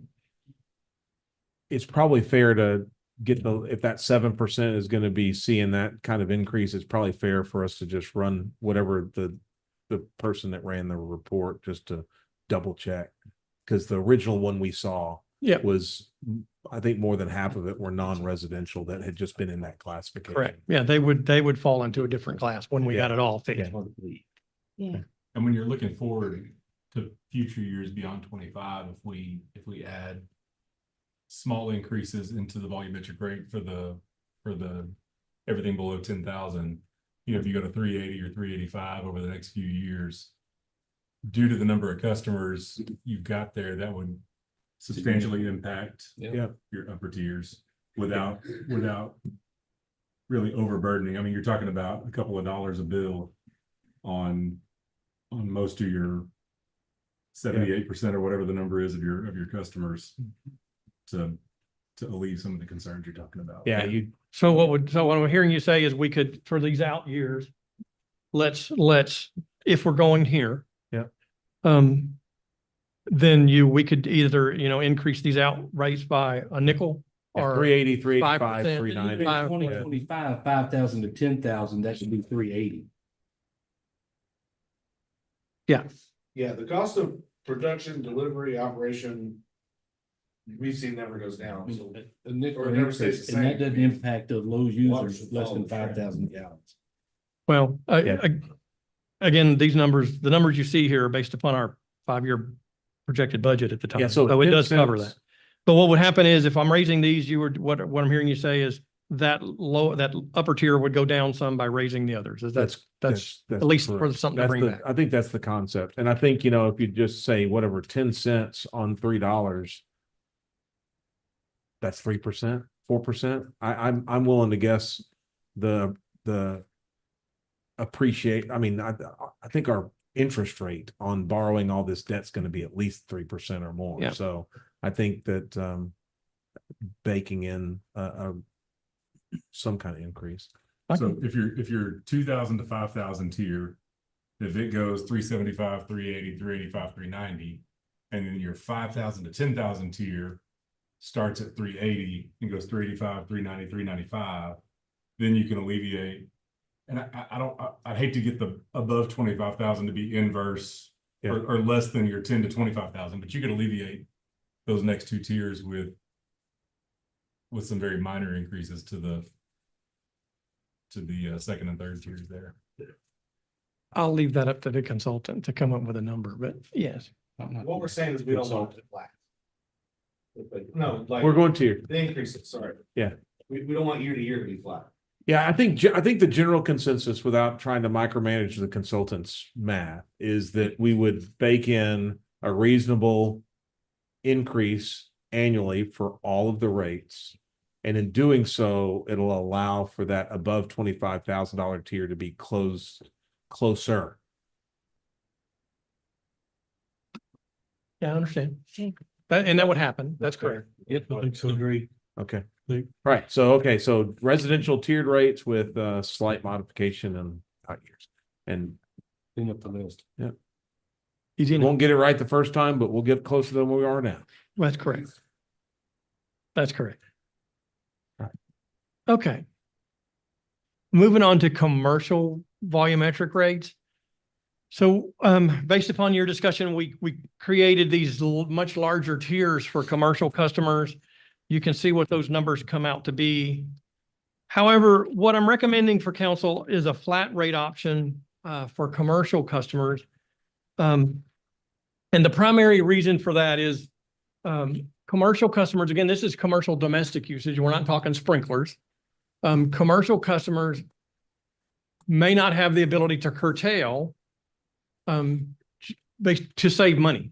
In other words, think of a hotel as the example I like to use. That hotel has to wash sheets, has to wash dishes, has to do all these things. And so there's no way for them to necessarily, you don't want them to decide they don't want to do that to save money. And so typically, it's more of a standard to have a flat rate for a commercial class for that reason. We can certainly do tiers if you wish. It also with a flat rate, you're not penalizing your larger businesses, which is kind of what we try to recruit around here. And so I'm going to recommend to you a flat rate. We can certainly do just like we did on the last one. We can go with tiers and just kind of play with numbers if you'd like. But this includes a 5% increase each year in the out years for commercial customers, starting in 2025. Mike, and that flat rates for the first 2,000 gallons, is that right? And then they Yes. adjust to the You still have a base rate for a commercial customer. tiered rate. So it'd be a flat rate for everything from 2000 on. I think from 370 to 509 in 2025. For some of the commercial users that we have, especially 3 and an 8-inch pipe, they'd hit over 250 pretty quick. I think one was just under 1 million Yeah, gallons. some of those are, there are a lot of them, 500,000 to over 1 million. Or I mean, I don't think we're ready to implement that type structure yet. But you're talking about with a tiered, The tier. Yes. right? He's recommending He's flat. recommending the flat rate. No, I know, but I'm just, I Yeah. I don't think we can even think about tiered. I just, Yeah, no, I'd agree. No, I think flat rate makes sense. and I wish we could I wish we could keep it simple for everybody, but Yeah. tiered for residential and flat rate for commercial, I think at this point makes sense. Right, that's the consensus? Yeah. Okay. And I'll just to be consistent, when I'll say those people that are doing 250,000 gallons on the residential side, they're also the kind of people, I say, if you want to say for a business, you want to have that kind of business. Well, these are people that usually have a very high, we just heard about, they're paying a lot of property taxes. And they don't typically tax the system. So I just, it's hard, again, for fair to fair, that the commercial is paying 509, may or may not be residents in the city, and then somebody else is paying 10 for the same water. They're paying twice what commercial is, and more than twice if you go with the 4. So again, I think that 10 is the big thing for me as an outlier amongst commercial and residential. It's crazy. Understood. Yeah. Okay. So flat on commercial. Multifamily, these are your apartments, your duplexes, triplexes, everything. The same story there as commercial. Again, usage that would be within the apartment complex, if you will, not necessarily a sprinkler that goes along with that.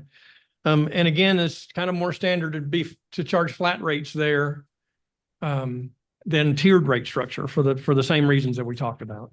And that's what I'm recommending for the multifamily. Volumetric rate is a flat rate as opposed to a tiered rate. Again, you have the reason these are so high. I mean, the difference is you have bigger apartment complexes versus smaller apartment complexes.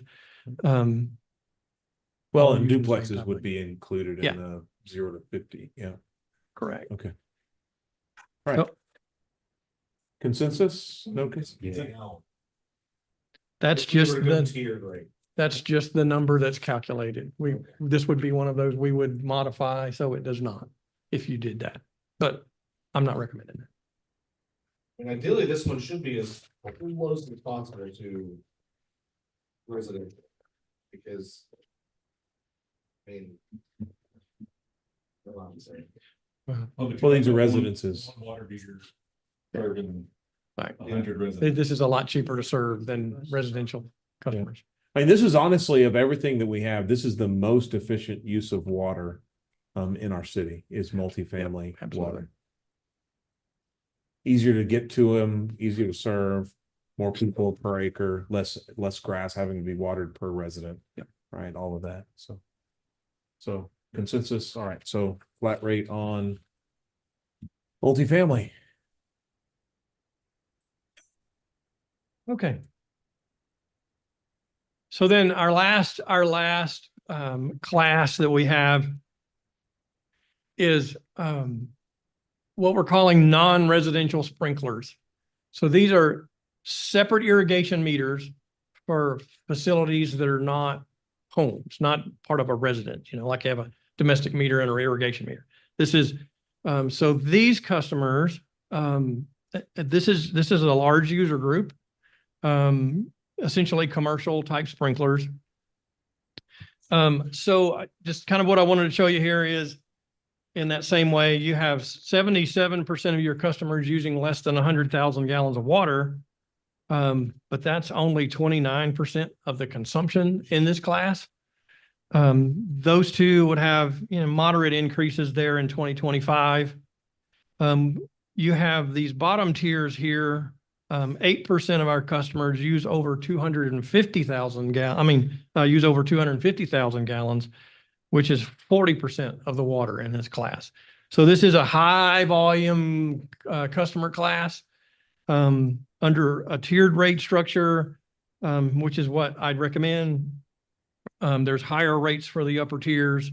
The option to that again is a flat rate structure that would look similar to what you see there at the bottom. Certainly an option there.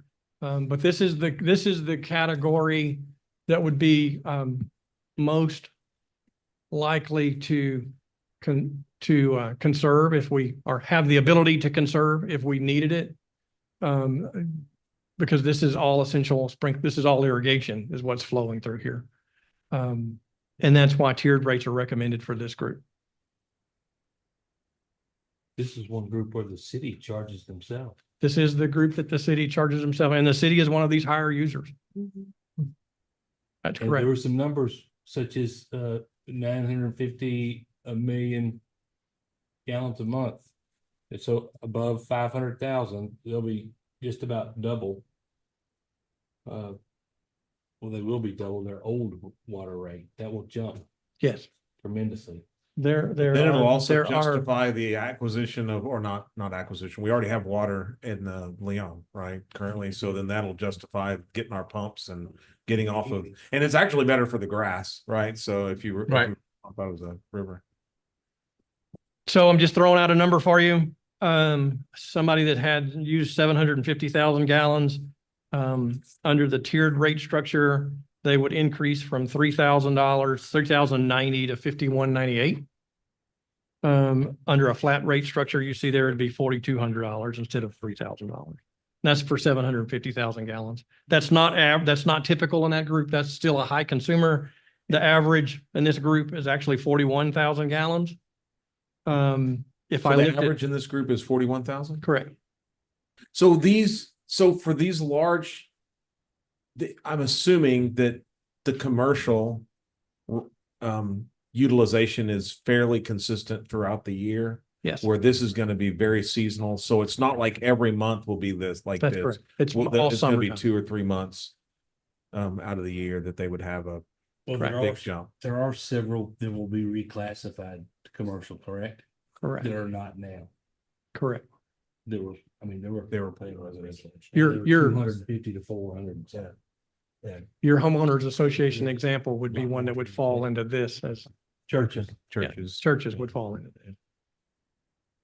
All right, For irrigation, yes.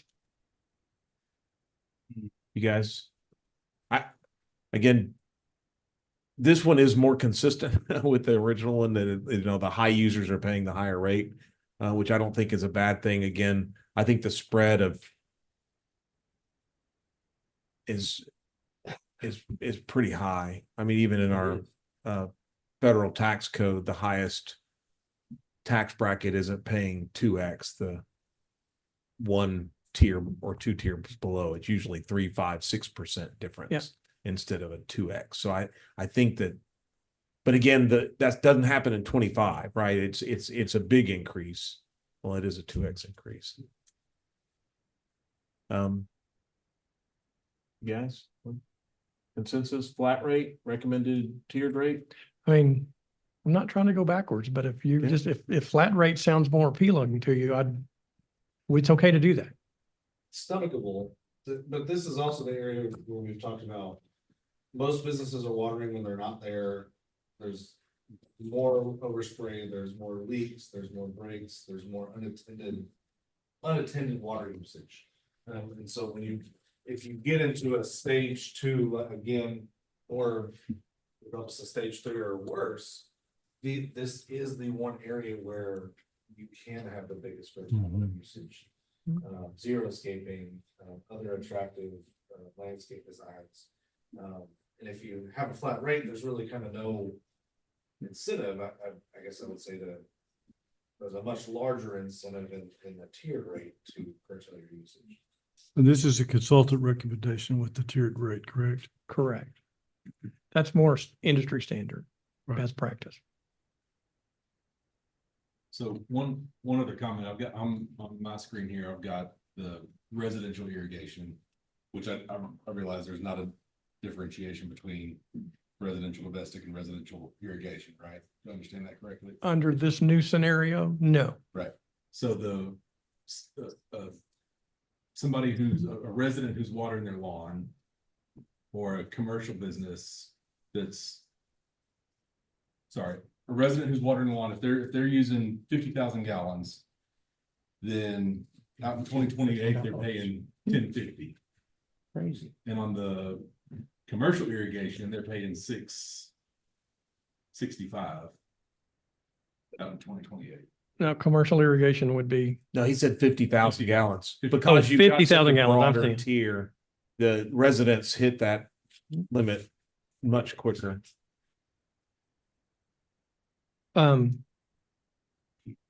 yes, but I mean, these are, yes. Yeah. I mean, I'm kind of showing you the number of bills that get into that tier. Yeah. What Dave's getting at, we're in this area, we're punishing the homeowner much more severely, or I guess the renter or whoever's living there, than we are the commercial business. Yeah. At 50,000 gallons. I think, yeah. Well, 50,000 gallons, let's just see if I can do this right here. So 50,000 gallons commercial is that rate? I think he was looking at 2028. Sure, well, you use 2025, that's fine. Yeah, 2025. 50,000 gallons here is that rate? Getting hammered. So 735 versus 502. Yeah, it's just the fair meter inside my brain kind of goes off a little bit on some of these, because I think, and here's the problem is, this is now into design by committee, which will never be accomplished. That's We've correct. now entered the realm that the product will never launch. Right. And so we're just going to have to make a decision. Yep. I think that, I think number one, having tiered rates, and what Daniel and Dave have just said, is getting people to curtail at key times. We want to have tiered rates. We want to incentivize. They said the number one reason people aren't going to want to build here is because of property taxes, which I think it's fair. But I think number two is water. Yep. Luckily, it's raining this year, but I think water is going to continue to be an issue, and we want to be able to force conservation. The best way to do that is, I wouldn't say necessarily punitive, but economic incentive to conserve water. So I think that achieves it. The aggressiveness at the higher tiers for our residences, in light of what commercial rates and stuff are, I think is probably not fair. Yeah. But I don't know. I think we're just going to have to make a decision. Well, let's go on past, and then, because that other option is the flat plus that we talked about. Yeah. Pretty much in my mind. So, and as we go, some of the answer to, it doesn't make it any more palatable. These rates are based upon the cost to serve those customer classes and that particular volume. And so it's all just a mathematical equation. That's why some of these look funny and go up or down, and there's a widespread in some and less. Again, that doesn't make it more palatable. So let's move on to maybe what you'd be more comfortable with. And that's what we had talked about at one time, about maybe a flat plus. Yeah. To where we would essentially have the flat rate structure that we talked about, but then we charge a premium rate for what we would consider excessive consumption. And so the trick is, what are those two variables? What would be the premium? One that kind of rattled through our heads was maybe this 1.25 times whatever the rate is for the customer. And that makes sense. I wouldn't stretch that just too far, but it doesn't have to be that. I just was something we talked about. And the other is what do we call excessive? Essentially what you're doing in this scenario is you're creating a tiered a tiered structure, but there's only two tiers. There's plain vanilla everyday stuff, and then there's an extra tier for frequent flyers, for excessive, or for what we consider that. So if we do something like this, we need to make it somewhat easy to duplicate every single year. And so I'm just throwing this option at you, and that's this maybe 5 times the average for each class, or a 10 times the average for each class. That's for council to decide if you want to go here, what that would be. But I'm showing you, just for the sake of showing you, here's these classes. I didn't add the non-residential irrigation in here, but I would bring that back, obviously, if you want to do that. But this is just, for example, the residential average consumption was 7,900 gallons. 5 times that is 39,000 gallons, and say 3% of the customers would fall into that. If you did 5 times the commercial, that number is 124,000, and 5% of the customers would fall into that. And multifamily, the number would be 248,000, and you'd have 12% of your customers there. If you did a 10 times average, is that excessive? 10 times the average consumption of the class? Then you see the numbers here. You're really getting at that point, just the 1%ers, if you will, would be the ones that would be charged that. That's a little too much to consider. I mean, that's too much guesswork. We don't know. And the other I'm thing sorry, is say that again. Our classes aren't correct. So, what is 3% or 12% or 30%, 7%? We don't have people categorized in the right. Yeah, the number, John, is very low of that. There's a handful of them. I'll give you that. We got 9,000 accounts, and you saw one page that had maybe 30 or 40 of them misclassified, and I bet it wasn't that many. That's a lot of consumption. I got it. It will affect the numbers. But I wouldn't say that all of the numbers here are wrong. Down to residents, and there's 90,000 gallons a month, and some are at 400,000 gallons a month, and there should be commercial. Yeah. That's a huge, huge difference in consumption. Correct. No, I got that. We have some things misclassified. No doubt about that. There's churches we're calling residents, have been doing that for probably 30 years. I know we found a HOA or two. I don't remember what we classified it as, but it's probably in the wrong category too. We're going to fix those things. As we implement.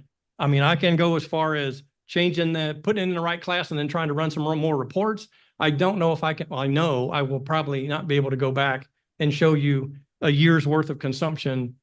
If I change it today, I don't think I can run a report for that particular person and then calculate that into here, because the system's not going to go backwards with that change I'm making today. That's why I'm leaning more towards just the flat rates and then clean up. Yeah, no, and that's an option. That's perfectly option. That's perfectly good. Consider it next year. I Um, don't think we have the correct information to set up the tiers and the 500,000 gallons, somebody pays so much more. But the flat, and I don't know where you're wanting us to go with this discussion, but the flat rate will raise the price for the average homeowner way too much. I'd be totally against. Yeah. They should not bear the burden for water use on the higher ends. That's what the flat rate does. Yeah, the percentage of increase for the lower users with the current flat rate, I agree. That's as a percentage, and especially for a lot of them, the percentage of their monthly disposable income is, it's a difference between, I don't know, maybe not internet, but another choice. It'd be very There's a lot of folks in that category, exactly, who are stressed by homeowners insurance rates and a lot of other inflationary issues. But we can choose flat rate on some of the other categories. Is that? Yeah. I think right now the consensus has been flat rates with the exception of residential and non-residential sprinkler. So basically all the sprinkler systems would land in the tiered rates. Because there's no residence that's going to use 100,000 gallons to take baths, right? I mean, they're using it to fill a pool or or water. It would be highly encouraged to curtail. Yes, that's correct. Take a shorter shower. All right, we're making good progress. Let's continue to. So all the non-residential sprinkler rates. So it sounds like we're still with that recommendation. Yeah, I'm with John. I don't think we have enough data right now to do the flat plus. I think it's definitely something to look at in the future. I think we have to do something on the residential for tier. If we're all consensus on the options. I guess the good news, bad news is we don't jump up to the full amount in the first year. So we'll get our citizens consensus after next August's bill, or July or May or whenever it hits. And I think if we implement something like the nickel for the residential on the lower tiers, with each year. That's not what you're telling me, though. You're telling me you want to adjust. That's what we did tell them. Yeah. You said you wanted me to, In subsequent years. you wanted me to We talked, go here and increase this a little bit. Yeah, that's to- correct. To Yes. decrease that a little bit. Yeah, that's right. When they come back with those new numbers, that may change it to where we're. a probably- nickel each year, I believe is what we were Yeah. discussing. Yeah. To The be 2025 's fair- to be okay? fair with And the others. 5,000 wait would till be a nickel 2026. higher Yeah. than the 2,000 below it, if that makes sense. Well, it's getting a nickel this year from current. see. Okay. Yeah, so, Like so to be 25 clear, since we're now designed by committee and this product will never launch, it'll be 370, 375, 380, 385, 390. And the next line will be the same. And the next line will be 370, 525, 625, 650. I'm sorry, not 605, 610, 615, right? A nickel each year. So on those tiers that are flat, on the tiered rates, they go up a nickel a year for this one. And then whatever that math does in her thing will reflect. Now, what'll happen is if you do that those rates will actually start going down. It'll go from like 1050 to 1020 to 890. So what she can also do the math to say, hey, let's just kind of keep that in a similar thing and just it'll shift. So, but I think that's the plan. And the same on the non-residential sprinkler is same thing. And I think that's generally what I've heard is consensus. That'll address making sure that the residences that are going to be most affected by this have the least impact. And those that are going to be most affected by it will not go to the Supreme Court. Yeah. No, okay. I do. I got it. That makes a lot of sense. So the last thing, Surprise a non-residential sprinkler user. We're going to. Okay. All right. But hopefully it's Yeah. so this one, let's just look at this one again, by committee. Does that look more like what you're talking about as far as gradual increases? Yep. And gradual increase type? Yep, those. Okay. Now, My concern remains that UMHB is gonna be paying less for their sprinklers than I'm paying for my sprinklers when I get to 30 or 50 or 100,000 gallons. Yep, I have the same concern. And Mike, I feel for you and for your staff and for the consultant, because every time you show us something, we tell you we don't like it. Well, the next one you got to vote on. So now, okay, I'm not going backwards. That's the reason we had a separate residential sprinkler class. Exactly the reason. But we've combined it under this new scenario as one residential class. That's why they don't look the same. They don't work exactly. There's that delta that you talked about where you may have one that's kind of backwards looking because of that. That's also why we have more consumption in the upper tiers of residential because we got rid of residential sprinkler. Last thing that we have, this one's not quite as glamorous or as controversial. Water rates. Wastewater, I'm sorry, sewer rates. Yeah, wastewater. Base charge goes up around 60 cents, a little less than that, but volumetrics stay essentially flat for the next few years. Again, these are the calculated rates. And in fact, the residential customer will benefit because of the implementation of winter averaging. So for example, if a customer uses, right now we have a cap for our sewer charge of 15,000 gallons. And let's just hypothetically assume that a customer would use during the winter months, we're looking at December, January, February, I believe. During those winter months, let's just say they use 4,000 gallons of water. And then come irrigation time, they turn on the sprinkler and they use 15,000 gallons. And I'm just completely making up a scenario. Well, in that case, under winter averaging, the sewer cap would not be 15,000, which it's been for years. It'll be 4,000 because that's what they used in those winter months. And the customer would benefit to the tune of $88 a month in this particular example, because of that lower cap. So yes, the rates here in wastewater are relatively flat. There's also some benefits to the customer, to residential customers for winter averaging. And so that's not a bad thing. I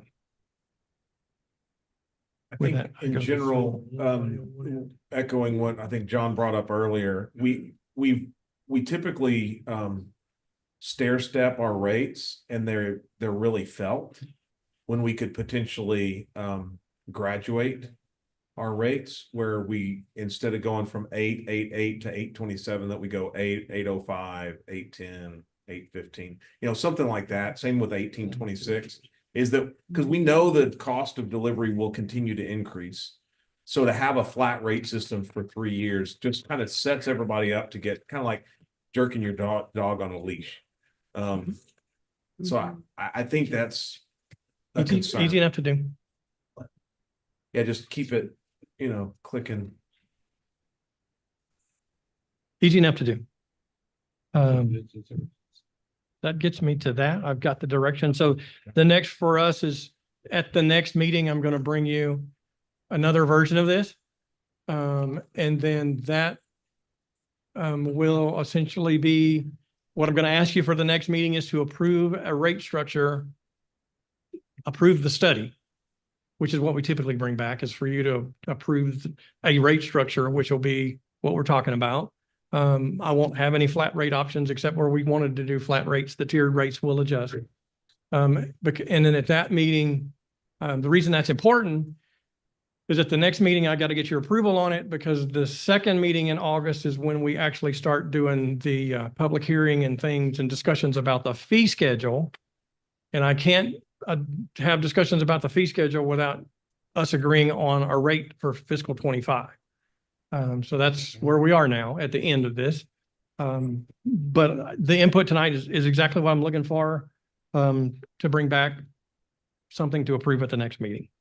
How long will it take you to get the next proposal ready? Like, will we have time for the next meeting to meet with you? That's up to the consultant and her timeline. I hope to get it. We have 3 weeks before we have the next meeting, I think. I don't know. I want to say it won't take long. Sometimes it doesn't take long. Sometimes it does. Depends upon what her workload's like. But we'll come up with something. All right. Thank you, Mike. Thank you, Mike. It's wading through a lot of water here. Yeah, Literally. yeah, ship it. All right. There being no other items on our agenda, we will stand adjourned. Thank you, guys.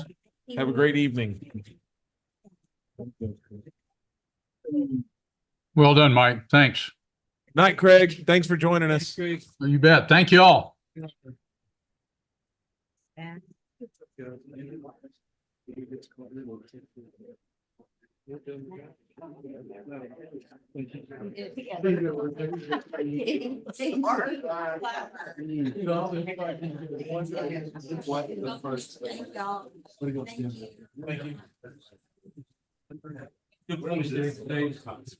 Great. Oh man, I'm just making the round.